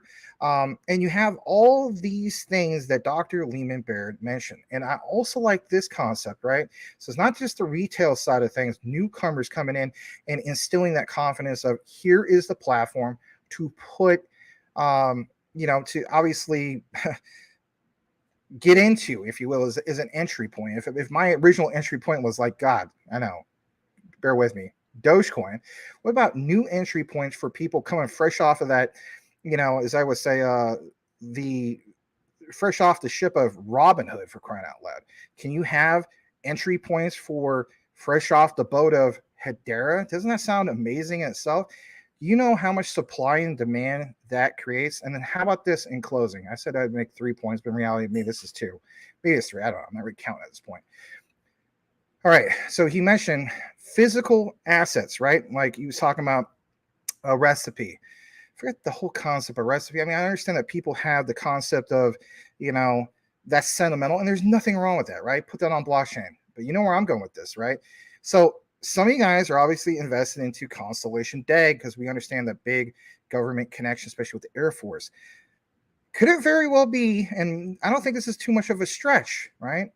Dr. Lehman Baird is an incredibly smart individual with a very unique platform of the hash graph consensus, right? That gossip protocol. We know that's not blockchain. That's his own DLT technology, is it not? So my thing is this. When we talk about the future of Web3, aren't we also talking about what the government needs to be trusted into, instill that confidence, so that clarity? What if the government in the future literally chooses Hedera to be that platform to store, and I don't think this is a stretch, because think about what he mentioned, for instance, like top secret files, because it's got the highest level of security encryption out there. You don't think that is going to be worth a tremendous amount of money in the future? There's a reason why Hedera is consistently in my top 5. Anyway, at the end of the day, I'm not trying to sell you on anything, just trying to bring you guys the news, the updates, and the educational side of things. But if you understand Hedera and where we're going here in the near future, I think it's also part of that generational wealth. Yeah, we had that discussion the other day. Somebody asked me, Max, pick XLM or Hedera. Which one's going to be worth more? I'm still going to go with XLM. But at the same time, there's no way I'm going to dismiss not having some Hedera. I got a pretty decent sized bag in regards to Hedera, and I'm glad that I have chose to get into it at some of these prices that was considered very undervalued prices in the past. I still think it's undervalued, even though I'm into the profits. Some of you guys are way higher in profits than me, but that's not the point. The key thing is this accumulation phase that we're in. Is Hedera one of those in which we're going to run out of time? I think so. Is it going to be like next month? Well, of course not.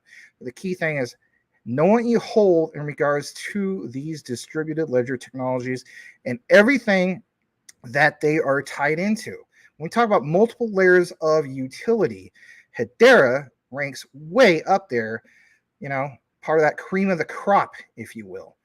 So that's it in regards to tonight's Hedera coverage. The next part of the coverage tonight will be our key highlighted segment, which is Stellar. Stay tuned for some of that. Let's jump into the comments, and then we'll get into the Stellar XLM bit here in just that a bit. Thank you again, everybody who has chose to watch our show. And let's see who's up next in the comments. All right, let me double check the other screen, see how we're doing. And let me pull up some banners back up for branding and awareness and so on. All right. There we go. And I think we're good on the other screen. So let's see. Let's get back into some of the comments. I think I'm on Boomer F and Sooner's comment. He stated at 7:08 p.m., which is almost an hour ago. I know I'm very behind the comments. He didn't live in Japan. He was there after active duty while in the reserves. He did 2 weeks AT there every year. Very cool, Boomer. Thanks for sharing that, man. All right. We also got Nameless. He says, is 3K next era good enough? If you hold it long enough, I think so. Yeah. Let's welcome Nameless. Jack Thompson says he's been a special guest of Japan. He had an outstanding view of the ocean and ate local. Awesome, man. I like seeing some of your guys's, some of the things you share in regards to your time over there or other places. Boomer F. Sooner says he didn't listen to rap in the 80s or 90s. Well, teach his own. I mean, I still have friends that, they don't like it. I mean, it's there's music that we like and there's music that we don't. And for me personally, I like all genres of music. I think there's good and bad in all music. There's a lot of horrible garbage hip hop. She didn't call it hip hop. I mean, this is the crap side of rap, if you will. You know what I mean? Like, I don't know, man. There's just I don't want to offend some people, but there's some really bad rap. There's also some very good ones, but anyway, good and bad in all of it. All right. Like, for instance, I mean, I never thought I would ever like, opera music and so on. There's some opera that I don't like. There's some that I absolutely love, like Luciano Pavarotti and Placido Domingo and what's their names? Sarah Brightman and, Andrea Bocelli and you name it. Anyway, Boomer F and Sooner says Japan was awesome. Great people. That's cool. I'm glad you had a great experience with that. All right, let's go further down. Hey, welcome back to one of the guys with the coolest names in all of crypto, Mr. Jimmy Chonga. Right? That's right, man. A good old chimichanga. Sounds very good. I had a chimichanga, I think 2 weeks ago. Here in the Phoenix area, of course, we got all those Mexican late night places. Everything is called a Berto. I don't know if you guys have ever been to the Phoenix area, but there's Humbertos, there's Filibertos, there's Julio Bertos. Why don't you make a Max Bertos? Well, I don't know if I make that, but Maximus Bertos. Yeah, I don't know. Speaking of Bertos, Miguel Bertos. Do you have a Bertos where you're at, Miguel? Anyway, shout out to you, Miguel. He says hello, everyone. Welcome back, Miguel. Glad to have you here, man. I know it's not Taco Tuesday. It's what do we call Wednesday? I mean, here in Phoenix we have Rolled Taco Mondays. Check this out. Certain areas of Phoenix, not all, but there's still a couple locations towards South Phoenix where you can get 3 rolled tacos for $1.49. And it used to be you could get 3 for $1. And oh god, it was epic. So basically 6 rolled tacos for like $3. Or back in the day, 6 rolled tacos for $2. I mean, it's like a whole freaking meal, and then some for $2. That was the value of values right there. You want to talk about our internet of value? That was I don't even know what the heck to call it, right? Our munchie madness of value. There we go, right? Shout out to you guys who're enjoying your munchies. All right, Hush It states, when people finally realize the vision, understanding that people's data has always been oil, the wealth for these big corporations, yeah, it's going to be huge.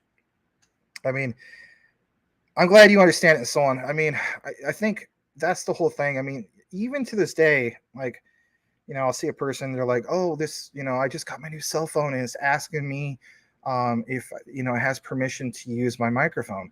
And they're thinking that that's all it is. You're not realizing that there's fine print somewhere on all those preloaded apps, right? It asks you once, and then after that, then we're going to ask you again. And it's because it wants to not just use it that one time, they want to use it to do all that targeted marketing. All right. We're doing well, man, but glad to have you here, Miguel. Miguel, I mean this, man. Thank you so much for your ongoing support, man. I always recognize everybody who's actively here. You're definitely it. You're definitely part of the CTN fam. Muchos gracias, senor. Mi amigo, right? Mi amigo. All right, let's go further down. You guys are having other conversations. Brian Downey, is that you driving and commenting on Crenshaw Boulevard? Oh, man, he's all the way in Drakeland, man. Toronto, way out there. But there's nothing wrong with that too. I've been to all those areas, right? Crenshaw and Slauson and all that. Yeah. My aunt lives in Norwalk, right next to Inglewood, but I haven't seen her since 2017. I went out there in 2017, went to Disneyland, and so it was pretty fun. Anyway, all right, let's go further down. Jack Thompson says, Father Yahweh says January 2025. Shiba Penny, did I take a leap? Yes. Awesome. God bless you, man. All right. Let's see here. Jack Thompson is praying for full recovery. Thank you for that. In God's name, thank you for that. Always good to pray for our fellow brothers and sisters for sure. All right, nameless. My best friend has over 100,000 in crypto right now. Will most likely be a millionaire next cycle. Yeah, I would say so, especially if he bought near the bottom. Let's face it, not everybody could buy the bottom consistently, but I mean, if he played it right and did buy at the highs, like the top of the mountain, all depends on his entry points, but hopefully he knows his stuff. I mean, for some people that, are obviously in a higher echelon, think about this, guys, right? We should talk about this for just a brief moment, and then we'll get into the stellar coverage. All right, so for us, we always focus, right, on the 10Xs. We talk about the 100Xs, obviously the 1000Xs and so on. When we finally obtain that generational wealth, then we get into a whole other realm. Now, I hate to quote Kevin O'Leary, but I watched a recent interview from him, and he's right on this. All right, he talks about getting that first million, and it's so hard to get to that. True. But the key consistent thing, like I watched another thing about, like, was it Mark Cuban and some of these other guys and so on. I don't know if you guys do this, but I do try to educate myself on, like, who's the guys that already made it and how they made it, and then going from that stage to the next. I'm trying to prepare myself for, like the new me in the future and so on, right? Like, why wouldn't I do that? So my thing is, all right, if the first million is the hardest, and then you see it's kind of like downhill from there, it is pretty consistent from there. And he has some of these examples, but the point I'm trying to make is this.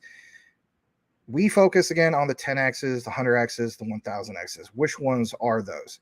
And, how much should we buy of these particular assets to get to these goals? And of course, the whole theory of, having a diverse portfolio, that's the whole point of having a diverse portfolio. So, not everything's going to pump on this one particular date. There's going to be other things that get pump in different quarters. It just all depends on the demand for that particular time period. Yeah, utility run will happen, but is there utility run going to be all in one day for, one particular one? Well, maybe like 2 or 3, but it's not going to be like, 20 of them all at the same time. So my point is this: when we become our future millionaires, some of you guys even billionaires. I'm just going to be honest with that. I mean, some of you guys are just like your friend, for instance.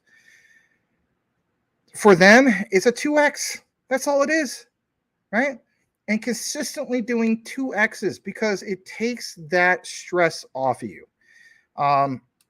Here's another great example, right? Even if we're not to millionaire status, I'm not going to reference Salamander on this one. I mean, I think he's a good example with his XDC. But like, for instance, let's talk about Jasmy just for a second. I know we talked about earlier. This is a real, in my opinion, this is a good example.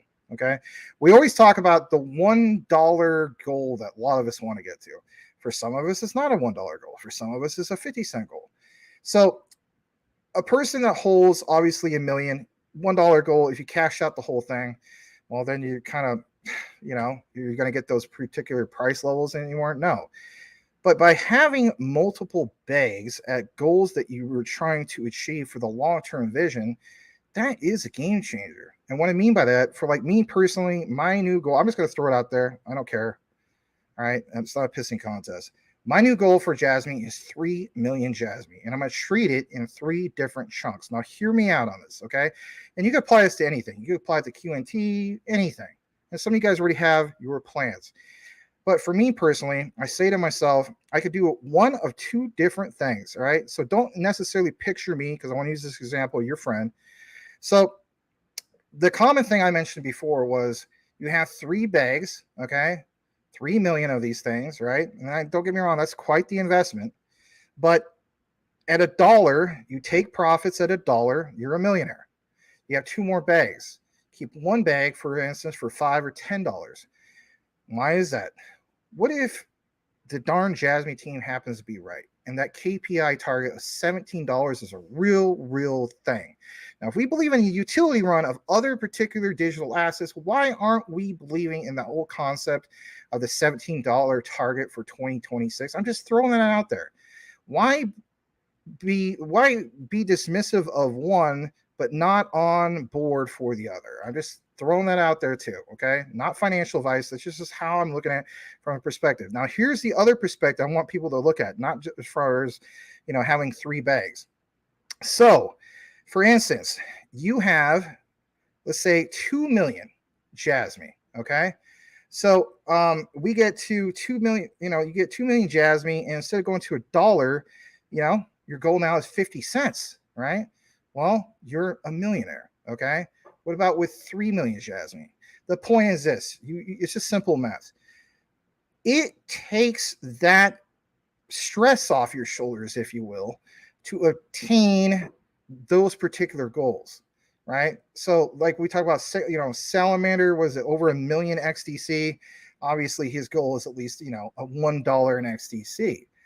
For other people who don't have 1 million XDC, our goals are like $10 in XDC or $20 in XDC. But the point is, by stacking and putting focus on certain ones that we know based off the research that we have, then our goals are like not necessarily $1 like most people and so on, right? Our goals end up being far less to achieve what? Millionaire status. That's the point I'm trying to make.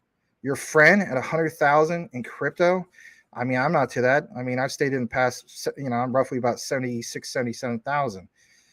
Man, I have to be very selective on anything I get into. One of those ones I'm selective about is Caspa.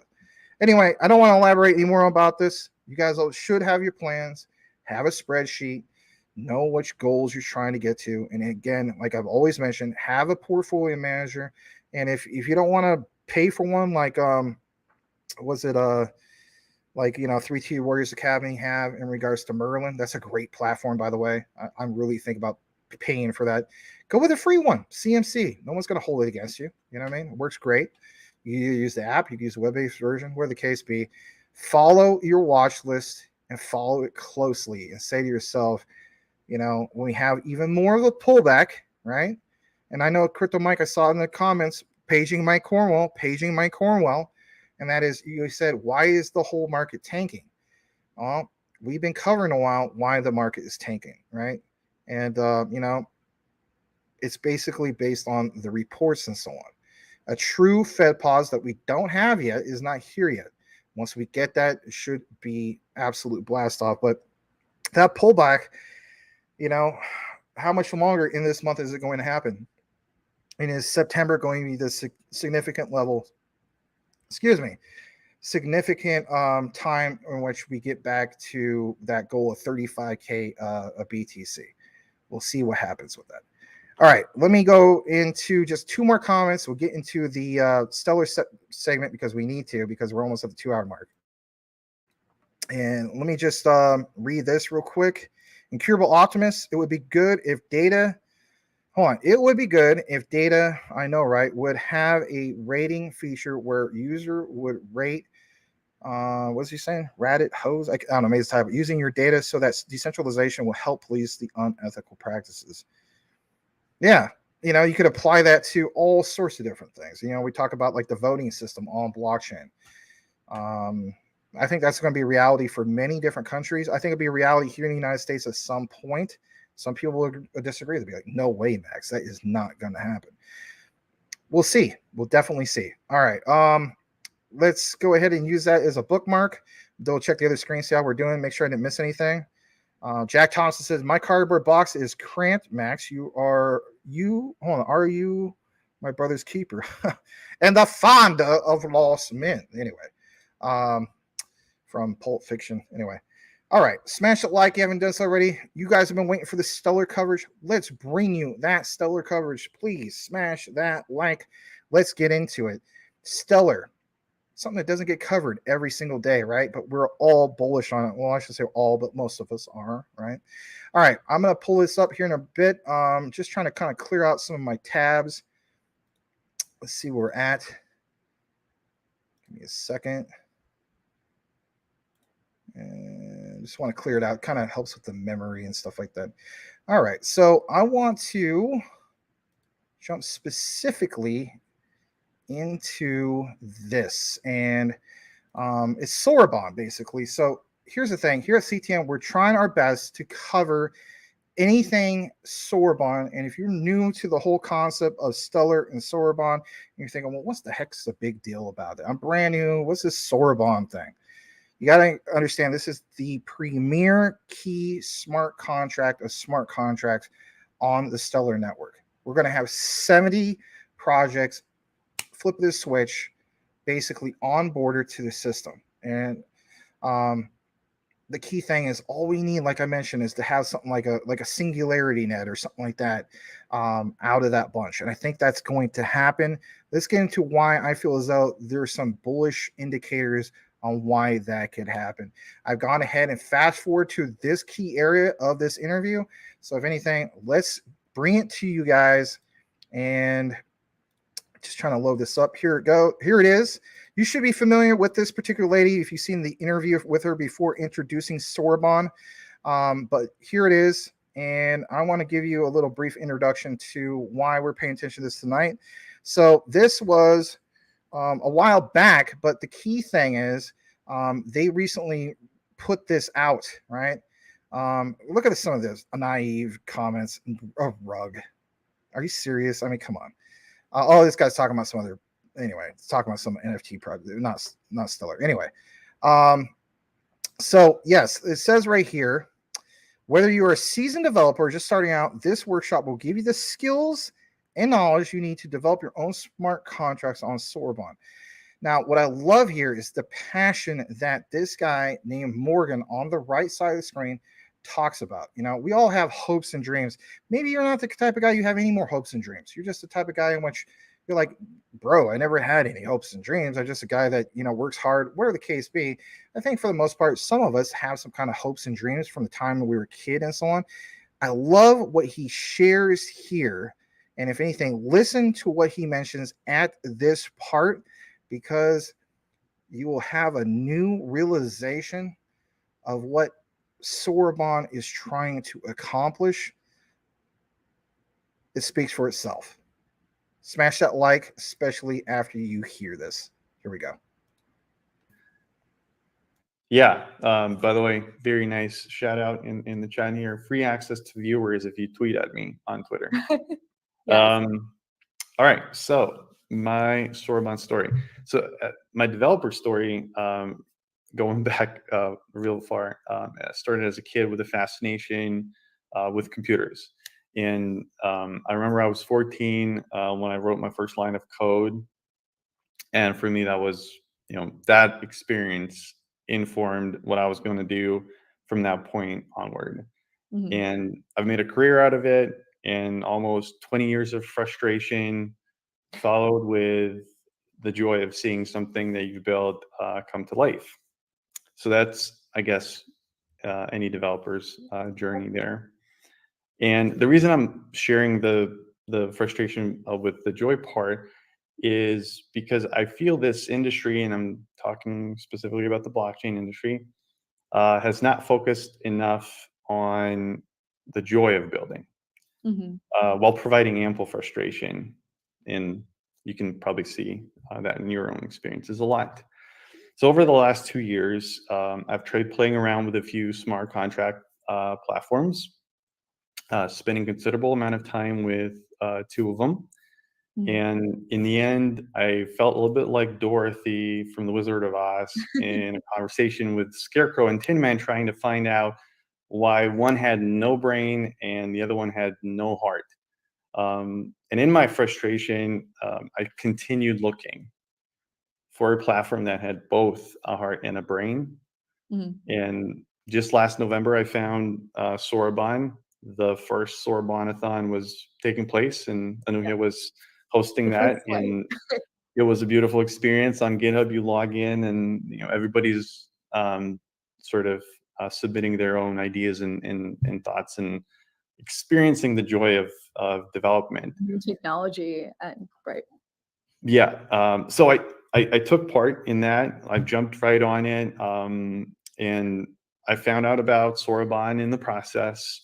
I found out about XDR, which is the data format for storing things on Stellar that Soroban uses. And then I started getting into Rust, and it's a long journey, and doing so without prior experience, mind you. And then lastly was WebAssembly, one of the key building blocks of Soroban. And my first projects were very simple, mostly to do with optimizations of the development workflow, one workflow or another. And I made some submissions along those lines. I think it was 5 in total. Yeah, that were a lot of them, actually. You were one of our superstar submitters to Sorobanathon, if I recall. Yeah. And it was a blast, and the community on Discord was great, and the community on GitHub was great. People were commenting and so forth. So that was a really soft and nice introduction to Soroban. And my final project, as part of Sorobanathon, I think I submitted it last day, was a browser tool for interacting with the Soroban RPC server. Something that a lot of folks do when interacting with any kind of blockchain. You don't go directly to a node you're running, you go to an RPC server. For y'all, remote procedure call server, I remember the HTTPS from Bloomberg. Got to spell it out. So the RPC server thing, I wanted to build a great developer experience for anyone building and testing their contracts. Because deploying the contract, invoking the contract is often tricky if you want to do it with arguments and stuff, and especially if you're sort of coming in from a command line. And in doing that, I spent countless hours working on various parts of the stack, from the WASM executable to the host environment. And then it hit me. I realized something. I had everything I needed to build a self-contained browser environment for executing and testing Soroban contracts. And I just sort of blew my mind. Like I had everything I needed to build the perfect playground experience. All right.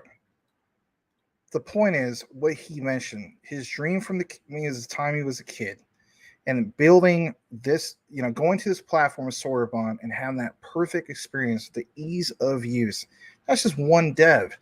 Multiply that towards, hundreds, maybe thousands of devs worldwide. The whole key concept of having a thriving ecosystem is making it have ease of use. When we talk about, for instance, on the Hedera segment, having a platform where it's user friendly. I think that was actually the Jasmy part I was talking about. My bad. But it don't matter what platform it is, right? If you don't have a platform in which the apps are user friendly, let's face it, who the heck is going to use the technology?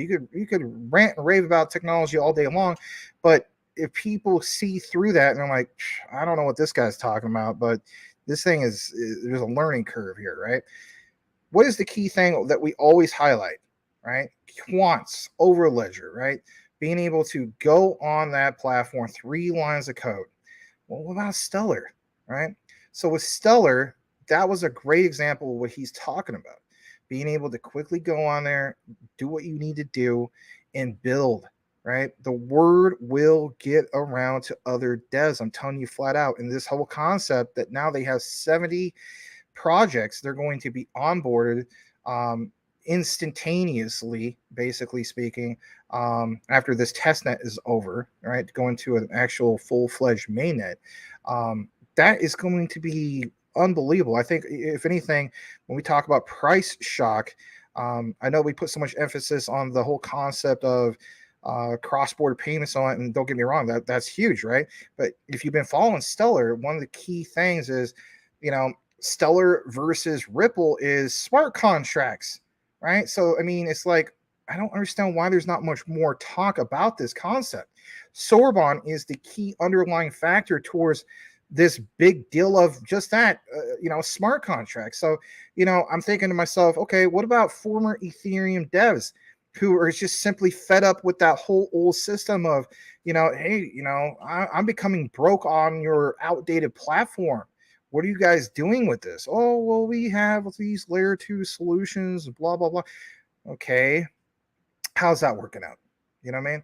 And then you see this example here. It's like, yeah, you know what? This is going to be bigger than most people think. Okay. Now check this out. Here's the next part of it. And I did see, Mike Cornwell, your text about, what you want to share with Stellar. And we'll get into that towards the end of this outline. But what I want to show you guys, again, is just a tad bit more in regards to this. So a while back, check this out for yourself. Ultra Stellar Sorbonne integration.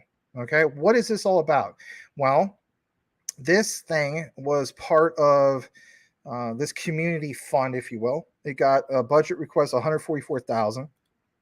And the reason why I want to point this out, bring it to your attention, you guys are familiar with some of these key things, are you not? Some of you guys talk about, for instance, Lobster. But for instance, Ultra Stellar seeks to enrich Lobster and Stellar X by integrating what? Sorbonne smart contracts, enhancing user interaction and utility. So again, this is a great part of the outline why I want to bring it to your attention.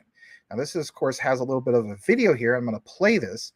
But check this out, and we're going to show you a little bit more in regards to this whole thing with Sorbonne. I'm telling you flat out, we're going to give you as much news as we possibly can, as much as we can, about Sorbonne. I don't, again, understand why there is not more coverage about Sorbonne. Rich of Common Sense Crypto, he does talk about once in a while and so on. That's great. I should say once in a while. He's been doing a pretty good job with that. There's some other content creators, but man, we need more coverage about Sorbonne. It's really, really, truly a big deal. Here we go. Let's go ahead and play this.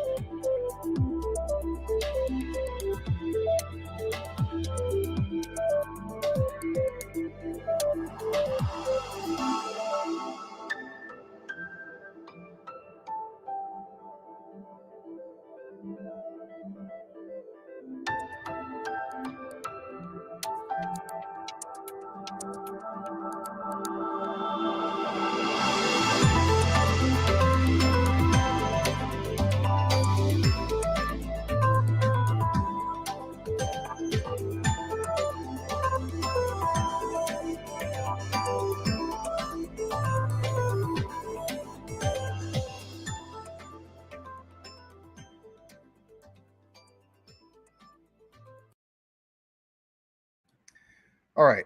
This next part is a little bit more of obviously the topic of what we have, and there's more to it than just Sorbonne that we're going to share with you. Let's get this ready for you and jump over to it. Give me just a moment. All right. Okay, here we go. And basically, it's called EURC Sorbonne or YURC Sorbonne. Now, there was some big news that was dropped earlier today from the Stellar Foundation in regards to all this, literally today. So if you're thinking you're just showing, some of the older stuff that people weren't aware about with Sorbonne, well, I bring a little bit of what you weren't aware of and also bring you some of the newer up-to-date news. Okay, so let's get into this. I'm gonna come back into the frame on this one. Yes, EURC Sorbonne. What is this about? Why should you pay attention to it? And if anything, what's the significance? So EURC Sorbonne offers a collateral-backed EUR stablecoin with ramps. Remember, we always talking about, the on-ramps that we have with Stellar. Well, on top of that, there's pools and swaps to projects building on Sorbonne and new to Stellar. They actually were awarded, in regards to the community fund, $119,900.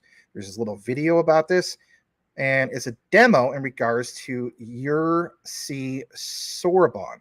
Smash that like. I'm telling you flat out, check this out, and we'll jump into, again, what was referenced from the official Stellar Twitter here in a bit. Introducing Makobo. It's a Euro anchor on Stellar and the issuer of the EURC token with support for SEP 1, SEP 6, SEP 10, SEP 12, SEP 24, and SEP 31. The tokens curated in the app are USC, XLM, USDC, and Aqua. The curated liquidity pools are XLM USC, USC USDC, and finally, but definitely not least, Aqua and EURC. So let's take a look at the big problem that we're solving. The big problem, as you probably know, cross-border payments cost too much and take too long. Our solution? Well, building on Stellar allows us to create a cheaper and faster solution using EURC stablecoin built on the Stellar blockchain, pegged 1-to-1 with fiat. Our project will wrap the curated tokens currently available in the Makobo app and integrate these tokens into the Sorbonne version of the Makobo app with support for KYC on and off ramps, swaps, and liquidity pools. The USC Sorbonne project will implement the following: open source project code to serve as a template to spur the wider Stellar ecosystem, as well as those new to Stellar to work on Sorbonne by lowering the barrier to entry. So let's take a look at the product. Once you create your KYC and you sign in, you'll be able to implement the functionality within the Makobo banking gateway to provide that custodial account balance experience. And here you see the dashboard. We'll implement the USC Sorbonne wrapped USDC, wrapped XLM, USC Sorbonne and wrapped Aqua, USC Sorbonne liquidity pools, and we'll also implement in-app support for ramps, pools, and swaps. Next, creation of IBAN for qualified users after execution of KYC, being able to buy and sell USC. And here we have the opportunity to buy USC within the application. And as you can see, as you step through the process, we'll implement the banking rail to support deposits. Not only that, implementation of the banking rails will also be able to support withdrawals. Implementation for swaps for accounts that don't have bank accounts will also be available for curated tokens.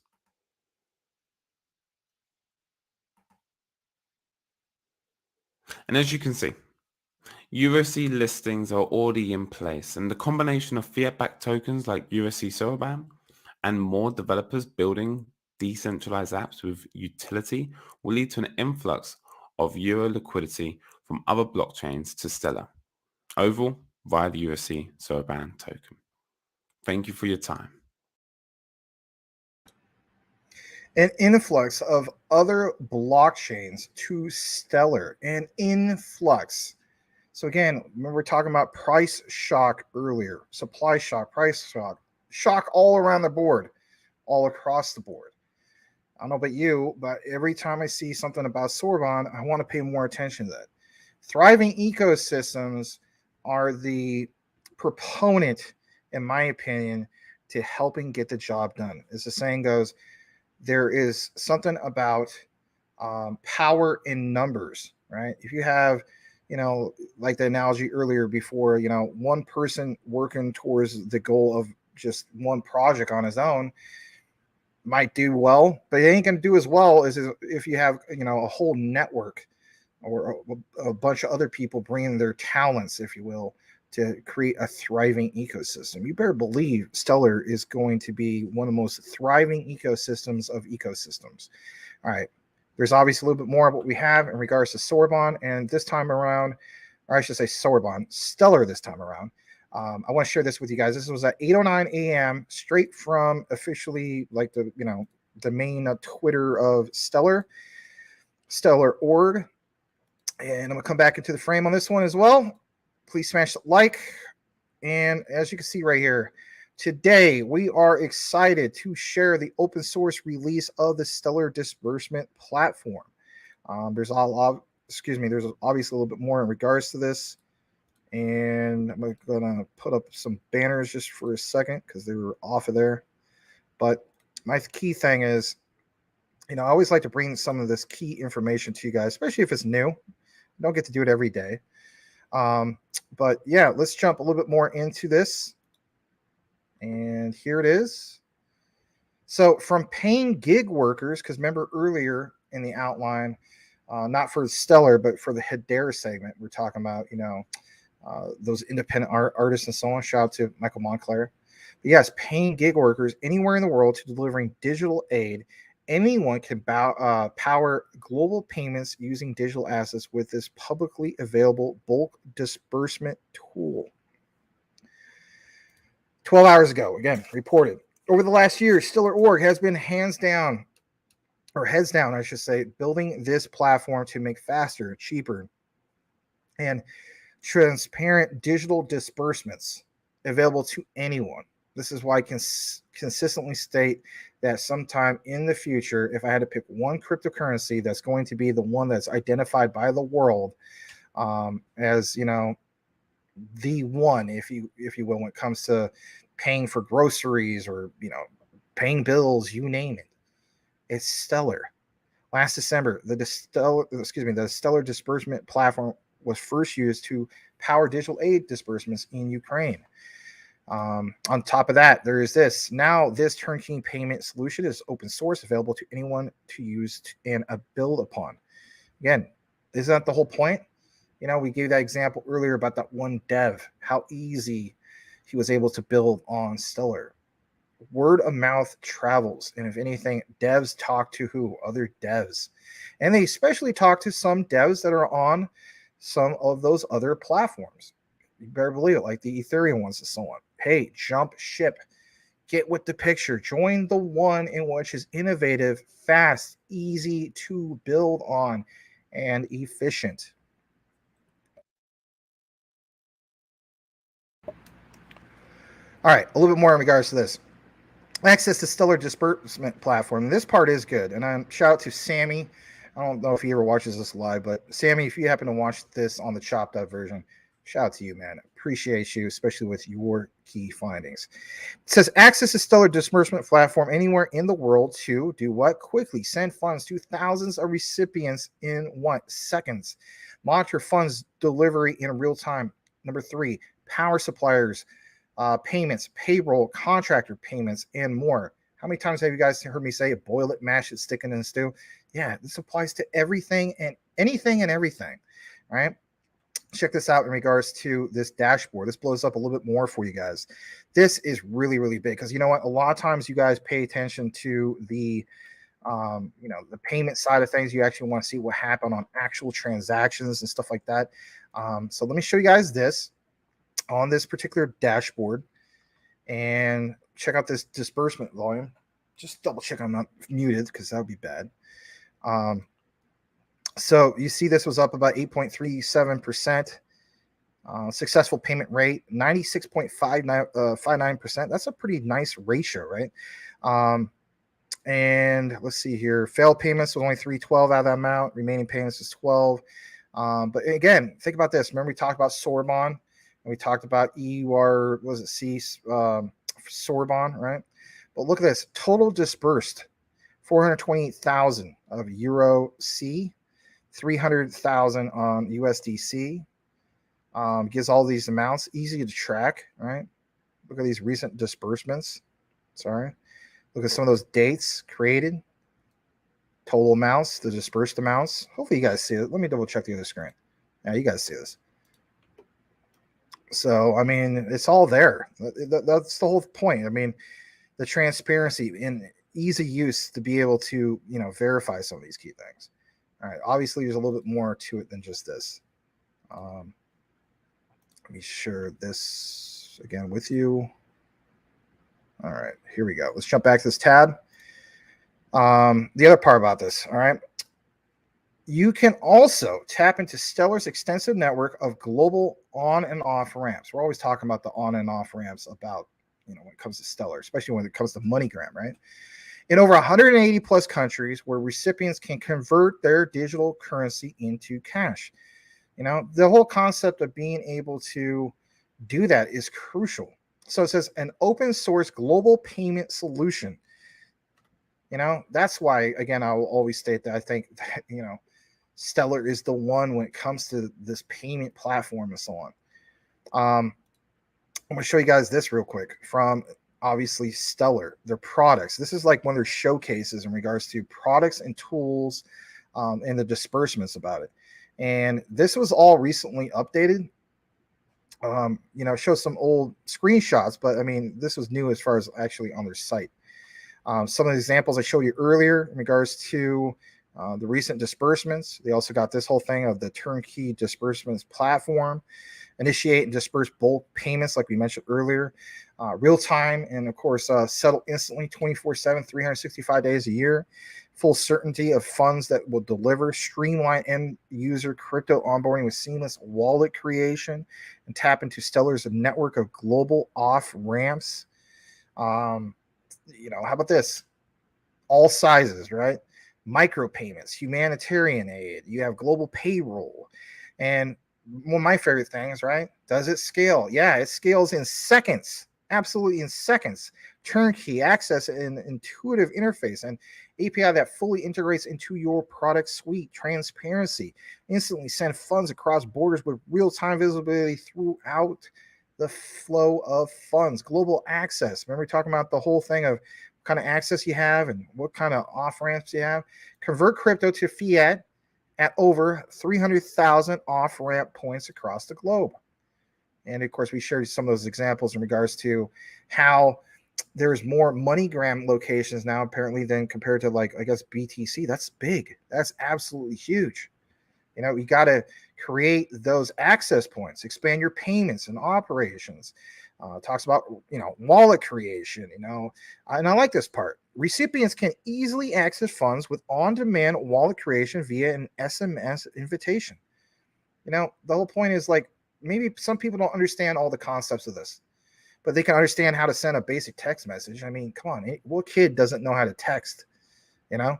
Get one basic invitation and then easily access funds. I mean, when we talk about ease of adoption, boom, there you go. Bulk payments, send payments to thousands of recipients in a single disbursement, not multiple disbursements. Not, I got to send one chunk at a time. You don't want to go with this. I got to stay up to 2 or 3 o'clock in the morning on a Tuesday night because the Ethereum gas fees are a lot cheaper at that time. So I'm going to send in smaller chunks. Are you kidding me? Are you kidding me? No, Stellar realizes that a lot more faster, more efficient, and in a single disbursement. There's no chunks that are needed here. Analytics, track key metrics over time directly from the SDB dashboard. Again, making things really easy. That's the whole point. Account controls choose from 4 levers of user permissions to ensure privacy and just that control. Gives you a whole thing of how it works. We're not going to get into that, but it breaks it all down from here. Monitor the delivery of the funds in real time with your wallet. Here's some examples right here. You can review the analytics. Again, the whole point is being able to see the transparency and how easy this functions. Set up account controls. Did you know that you could set up a thing in which new users can review permissions to comply with privacy and financial management controls? Of course, again, like it says, you can learn more. All right. So that concludes my coverage. I want to jump into the sideline reporting of what we have from the one and only Mr. Michael Cornwell. So let's jump into what he has to share with us. And let's pull this up for just a brief moment. 32 minutes ago, Stellar. Yes, Stellar. So this is, I guess, something that's kind of breaking, to say the least. So if anything, we will try to bring it to you guys. And let's see what we got in that regard. Something we haven't done in a while. Do you know where I'm going with this? I know what Max is going to do. He's trying to get this all ready to make it a little bit more spiffy. Well, yes. And here we go.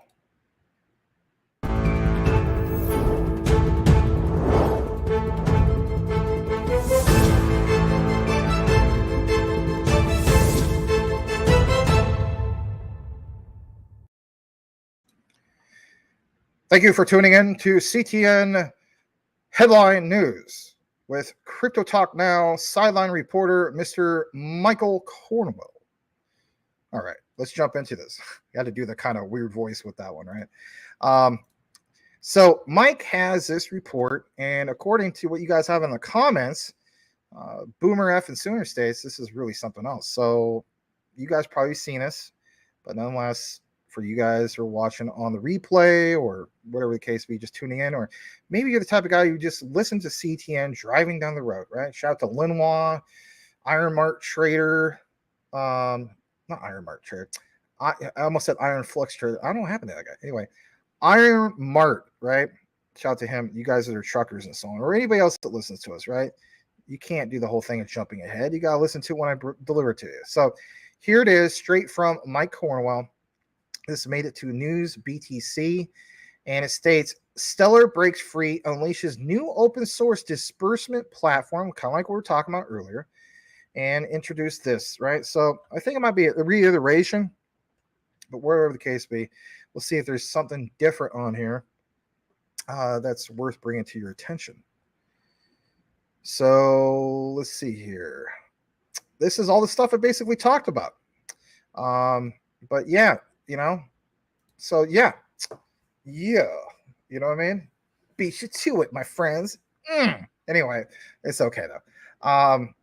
It is juicy, right? But revolutionizing global payments, talks about the whole thing today about the disbursement platform, allows users to send funds, of course, to thousands of recipients. It's just basically the same thing we just mentioned from a different outlet. So I do thank Mike Cornwell. Let me see if there's anything else maybe that wasn't mentioned. Okay, there's part from Danelle, right? So in regards to Danelle, she expressed that, enthusiasm for the open source release of this disbursement platform. It's a big deal. That's why I would bring it to you guys. I said, you know what? I want to do a Stellar segment today and bring you guys some big news. So she highlighted success in facilitating digital aid disbursement, of course, in Ukraine, and subsequent evolution to a comprehensive payment solution. We talked about the gig workers. We talked about some of these other things. Jeremy Allaire of Circle acknowledged the impact of Stellar's disbursement platform on humanitarian aid disbursements. He praised the platform's effectiveness in utilizing, for instance, Circle's USDC, formerly known as Stellar USDC, and highlighted its potential to advanced global disbursement practices. Is there anything else in regards to what we didn't cover earlier? Secures minority stake in MoneyGram.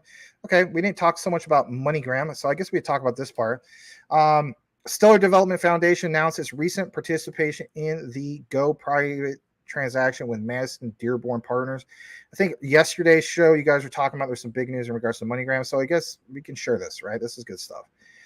This solidifies its position as a minority investor in MoneyGram, providing cross-border peer-to-peer or person-to-person, if you want to go that route. Same thing, right? Payments and money transfer services. As part of this investment, the Stellar Development Foundation, that's what it means by SDEF, has secured an MoneyGram director or board of directors, granting the foundation opportunity to contribute to MoneyGram's future and digital strategy actively. Excuse me. Per the announcement, here it is towards the bottom. Hold on. Joining a group of leaders from the payments, financial services, and tech sectors, Stellar Development Foundation's presence on the board will leverage its collective expertise to fortify and guide MoneyGram's digital transformation. That's big in itself. We talk about the whole concept of how do we get real world mass adoption. You know, people talk about that flip of the switch. Well, you still have to incorporate the old system of like fiat with those on and off ramps. Stellar is the premier platform for doing just that. All right. How about this last part? Danelle Dixon, again, expressed confidence in the growth and opportunities arising from this partnership by fostering solid collaborations with organizations in the payments sector. Stellar Development Foundation moves closer to its mission of creating equitable access to financial services.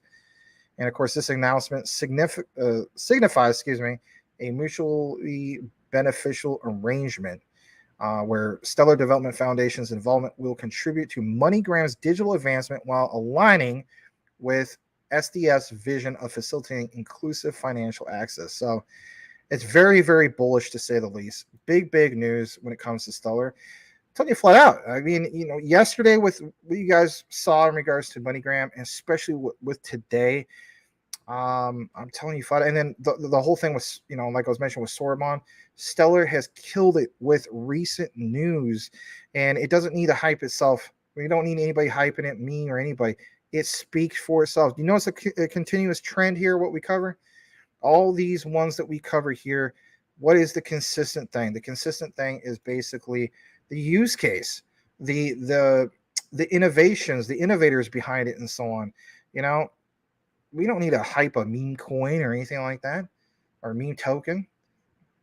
The research speaks for itself. If you feel as though that you're the type of person like, I'm new to all this, I don't understand it, why isn't the price moving? Understand there's a difference between, you know, buy the rumor and sell the news, right? News doesn't necessarily always make a coin pump. What really, or a token, what really makes things big is that supply and demand, right?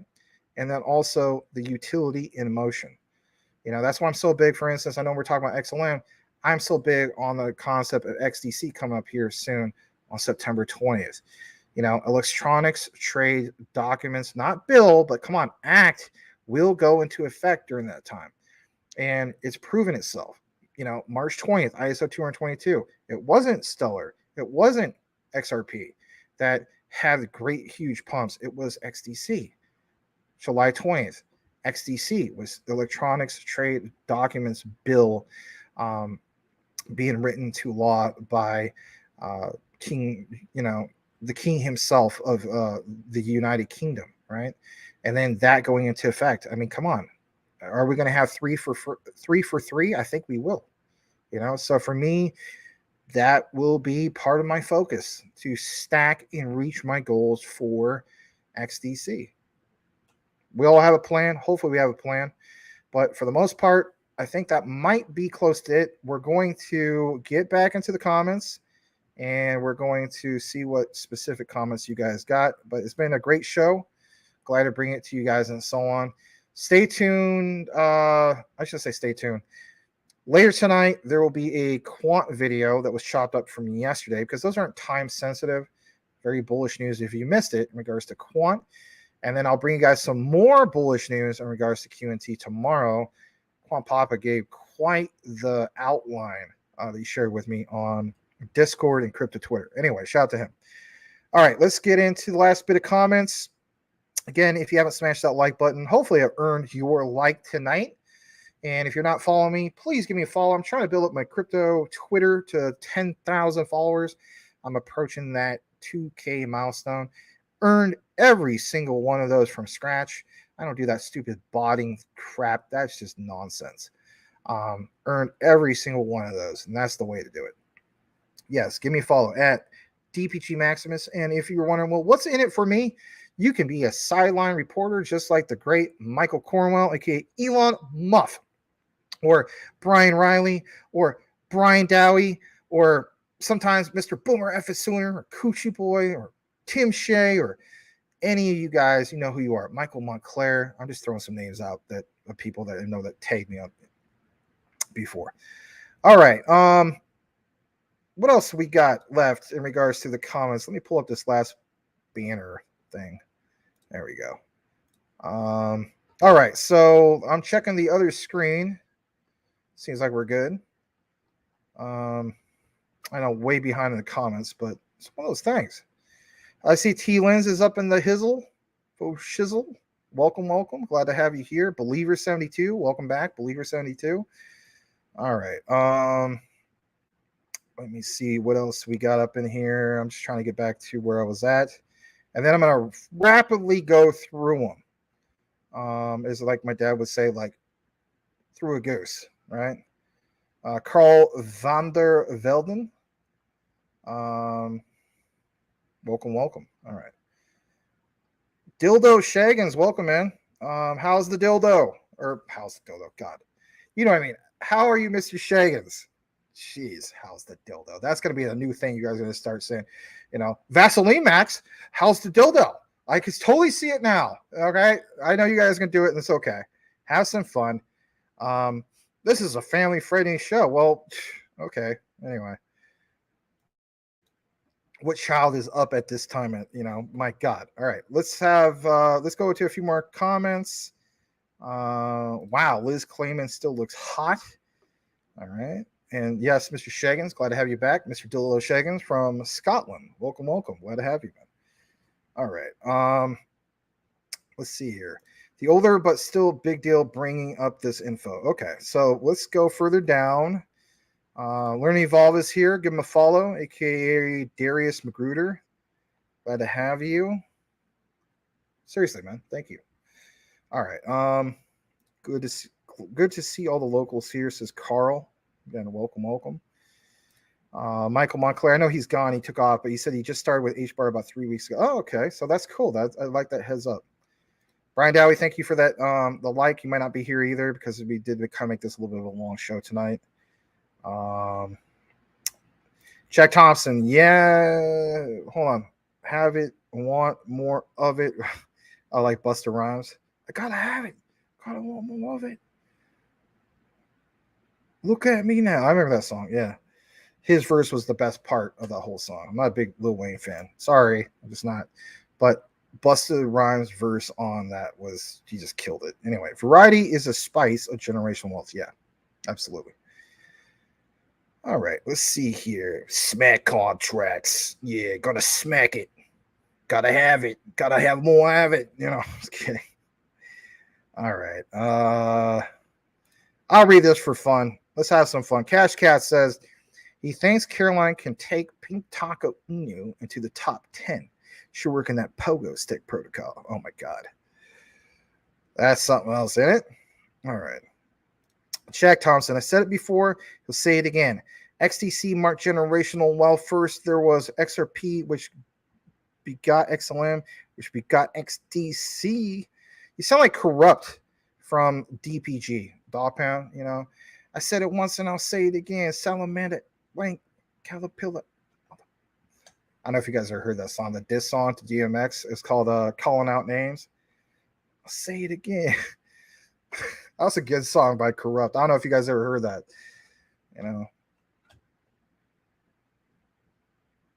Corrupt said it, and I'm calling out names. I haven't heard that song probably in 23 years. I still remember that song. It's a good song. Kind of like a Pac-Man style beat, but hip hop style. Anyway, I'm sure Brian Dowie knows what I'm talking about. Anyway, yeah, he disappeared a long time ago, right? Long time ago. Jack is Pink Taco Inu. Ask Max to do a deep dive into it. Yeah. Can you imagine me putting on a straight face doing that? You know how weird that would be? Like if I actually maybe I should do that for April 1st next year. Like actually, you know what? Maybe I should that and keep a straight face. You know what I mean? And maybe put a mask on or something like a lucha libre. mask on. You guys always tell me to do like a, wear the green shirt, Max. That way it's floating head Max. But maybe I should do like a Lucha Libre floating head, and then make this whole background like Lucha Libre. You know what I mean? And it'd be like, Hola, welcome to Crypto Talk Now. I am your host, Maximus. On today's show, we're going to take a deep dive into Pink Taco Inu. Okay, so on the pre-sale, we got the, a $69.99 special. For the low price, you can take advantage of the pre-sale. And if you're wondering about the utility, you could take this down to your local Humberto's and get that on-demand liquidity, if you know what I mean. Like after you consume this, you're going to have lots of on-demand liquidity, like, Taco Bell style. And then, you could order this with extra sour cream, and you can put it all over your face. Yeah, that's right. For the low price of $69.99, you can have as many Pink Taco Inu as you want, and then you can put it all over your face. Welcome to Crypto Talk Now. Hi. Anyway, I just lost a lot of people right there, right? I will never do another deep dive of Pink Taco Inu ever again, but maybe I will consider a April Fool's Day doing that. And people are probably losing their minds right now. Anyway, I don't know why I do that, but anyway, we got to keep it fun towards the end, right? Right. Yeah. Anyway, there's this local comedian on what used to be called Power 92.3. Now it's Power 98.3. And he's this crazy sounding guy. And he has this thing called the 3:30 Dirty, which at 3:30, he trolls people. And he would always do that. He'd be like, my name is Antonio Panteras, and I want to tell you about today's special at the Taco Tuesday. Get yourself a bean burrito with sour cream and put it all over your face. And he would say it like that. Like, he would say, bean burrito, sour cream. He'd be like, all over your face. Brian Dowey, all over your face. Caroline, all over her face. Pink Taco, all over your face. Vaseline, all over your face. I don't know. I'm sorry. So, are you guys? So, I can imagine somebody just tuning in right now. They'd be like, what the hell did I just tune into? This all over your face. Oh, God. I can't wait till I get to that part. About you guys talking about something. All right, Max. Yeah, Taco Max. What the heck? Just asking. It's okay. I don't care. It's all right. Believer 72. I just ordered Arculus wallet. Do y'all have any opinion on that? I got Ledger and Decent, but I want another different one. Oh, okay. My thing is this. I like the concept of Arculus. What I don't like about it is how they have a very limited amount of cryptos on there. It's like, come on, get with the picture. Ledger still takes the cake. Let's just be honest about that. I haven't checked out Lewis Jackson's recent video about what was it, guys? Did you see it? Ledger Nano X. Something about how it doesn't have XRP supporter anymore. Like, what's up with that? So I got to catch up on that and find out what he means by that and so on. But I didn't like what I heard in that regard. Arculus, if they can get with the picture and somehow get like, I don't know if it's licensing rights or whatever the heck it is, but can you imagine if they were able to like get like everything? That would be huge. Absolutely huge. For me personally, I think Hedera long term will be the one. What we talked about earlier. If you saw the Hedera segment, yeah, long term. But what about now? I mean, we have to have a place for cold storage now. Well, yeah, people are still going to stick with their ledgers. It's still the best one. There's some things we can complain about, but overall, I would say for the most part, people are still going to use it. That's going to be their go-to. You're feeling young again. That's good, man. That's good. It's good to feel young. All right. Let's read a few more comments towards the end of the show anyway. We don't have any more specific coverage, so anything that's left will be answering specific questions or comments that you have. And then, if it's sideline stuff, we'll get into that in a bit. I got to double check the time real quick. I go pick up this kid from his job. So I'm going to have to leave here probably within the next, I don't know, probably about 5 minutes. I'm going to have to wrap this up here soon because I want to keep him waiting because it's kind of hot outside. All right, Max, if you don't mind me asking, but you use a cold storage wallet. If so, which one? Still Ledger. I'm still going with that. my thing is this. I mean, I'm going to check out what Lewis Jackson has to say about Nano X. You know, some of you guys use S. And by the way, I think it was Edward Vincent, aka Squidward. So some of you guys are like, I can't put XDC on my ledger. Yeah, you can. Unless something changed, you make a custom folder is the workaround. But I'll have to check. There's another update that doesn't allow that, but that's how it used to be. All right, let's go further down. What's up, being quantum proofed? I think I'm very wise. Hedera, believer. Hedera is my biggest holding. Nice. So you appreciated, obviously, the segment. Cool. Maybe that's why we only see you during maybe that time. I don't know. Maybe that's just a coincidence. They just have way too many connections. They do. I agree. Absolutely do. Too many connections, way too many big companies, and now we're rubbing shoulders with the U.S. government. Yeah, I'm glad that you caught that, because my thing is this, we talk about the whole concept of like, could there be a DLT? Because I mean, obviously Hedera is not blockchain, right? Hashgraph is its own consensus gossip protocol. Could they be the one that literally holds like, I mean, I know some people are like, there's no way, they're not going to publicize that and put it on Hedera. Okay. What about the whole concept of private and public ledgers? Oh, yeah, I didn't think about that. What if Hedera makes a privatized government-proof ledger that just simply nobody has access to? Is that so hard to fathom for people? I just don't understand why that's so hard to fathom. I don't think I'm not dismissing that. Maybe that's actually going on behind the scenes. Can you imagine holding Hedera for the long term? I could definitely imagine it. I am doing that. Obviously, some of you guys are doing that. All right. I smashed and no-go tokens. That's funny. All right. I'm just going further down. Who dis? I don't know what part that was. 752. Oh, maybe that was the part about, you know what? T-Lens, if you're still around, that was Dr. Lehman Baird of Hedera. In my opinion, the smartest guy in all of distributed ledger technology. He's literally a doctor. All right. He's a scientist for real. All right. That tells me I got to go way further down into the comments. I got to leave here in the next few minutes anyway. All right. I did read the taggies. All right. Give me fuel, give me fire, give me that which I desire. Yeah, that's a good song, by the way. My cardboard box is cramped, Max. Yeah, I read that earlier. Hold on a second. Have a great night to some of you guys that already left. Max, can Stellar Sorbonne pose a threat to the likes? Yes. That's why I was putting so much emphasis on it. I'm glad you caught that. I'm telling you guys flat out. Devs will talk to other devs. It's already happening as we speak. Watch. I'm going to call it right now. Watch when Sorbonne goes to live mainnet and you see some of the big things.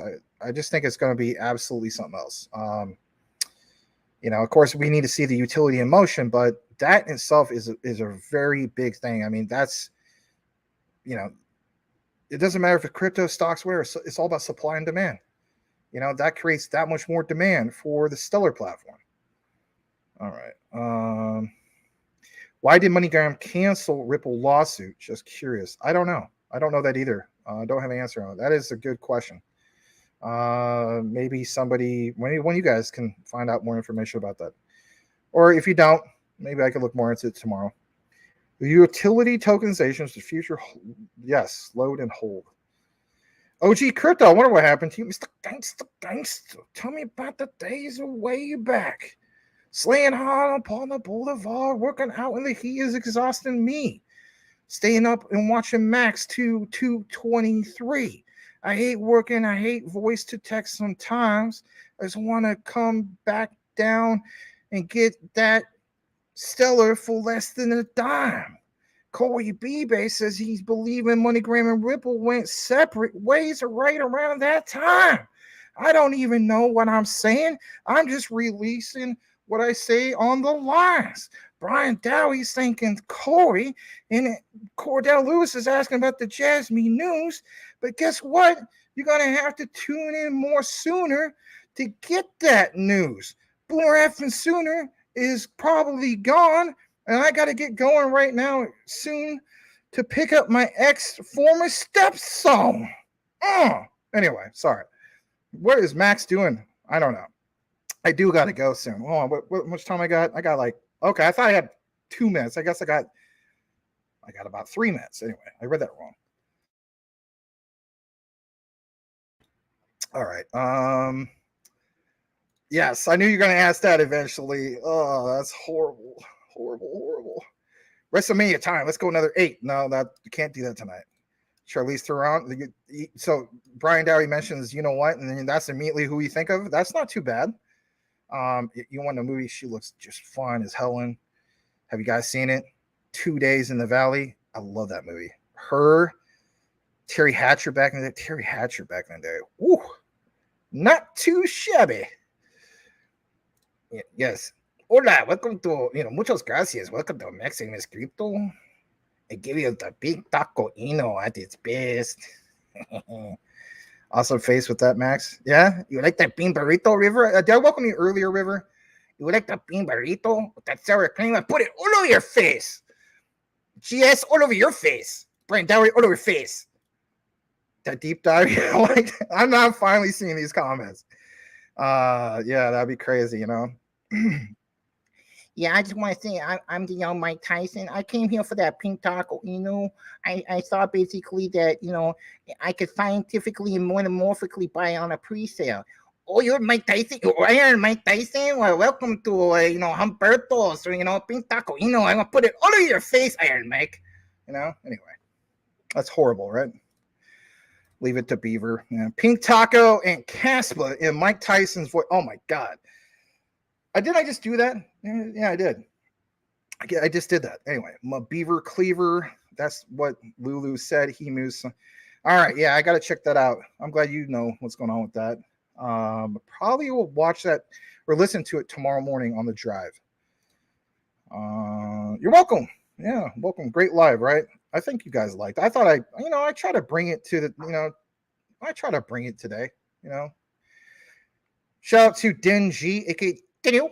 Why do you say it like that, Max? I don't know. It's fun to say it that way. Dingy, aka Daniel. Daniel. I don't know why I want to say it like that. Daniel. Shout out to him and his data. It's got absolutely destroyed. I know in the comments later on he's going to say something about I destroyed your data, didn't you? That's right. You're on a data plan that's restricted, and it's been destroyed. He doesn't like it when I go over 2 hours, guys.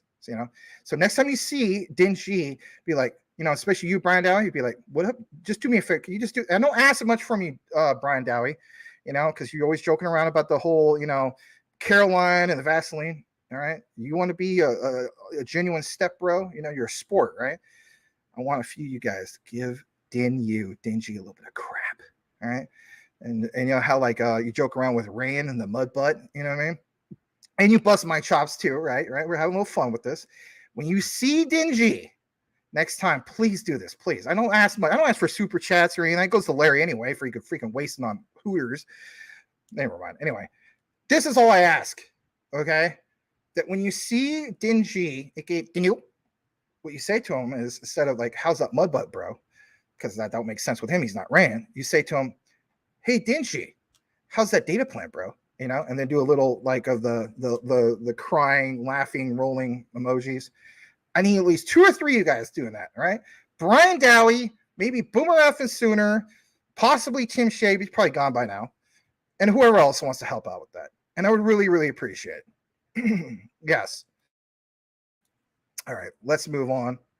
Yeah, you don't want to hear any of that. Okay, Maximus, let's move on. Yeah. I need some serious crypto talk. I don't want to hear this all over your face. Max, you funny as well, thanks. Great show, Max, like always. Night, CTN. Yes, thank you so much. Have a great night. That Filipino ice cube. Yeah, that Filipino ice cube was scientifically and morphically snipe you. He'll get that ass in the night. He's like a flamethrower. He whoop a noob like a stage up waiting for the fan because he don't know how to behave now. Anyway, OG Crypto. Good night, Max. Thank you, man. You're very welcome, Mr. Gangsta. All right, Lulu was shilling a brokerage, to be honest. Still leaves most of his XRP on later. Oh, okay. Yeah, Terry Hatch was fun. It was hell back in the day. Like on MacGyver. just anything 80s and early like mid 90s. Terry Hatcher, like before Jessica Alba, Terry Hatcher was like, I'm telling you, man, Terry Hatcher was, she was the one. She was. You're always serious? Okay. So you guys like that stuff, don't you? All right. Let me see. Mud butt, pink tacos, and house. Oh my God. Oh my God. Yeah. All right. All right. So with that said, let's close this out. Let's take off the branding, all this good stuff. Let's take this off. Okay. And with that said, adios, fellow amigos. Check out tomorrow's Taco Thursday special on the Pink Taco Inu, presented to you by one of our top developers, Mr. Brian F. Intawi. On tomorrow's presale, you can earn no utility tokens whatsoever. And if you want to bitch about it, Whoopi can put it all over your face. With that said, adios. Have a great night. No outro. Stay tuned tomorrow for more Crypto Talk Now with the one, the only, with the Mike Tyson who scientifically and metamorphically snipe you. Anyway, I'm out. Peace. Have a good one. Adios.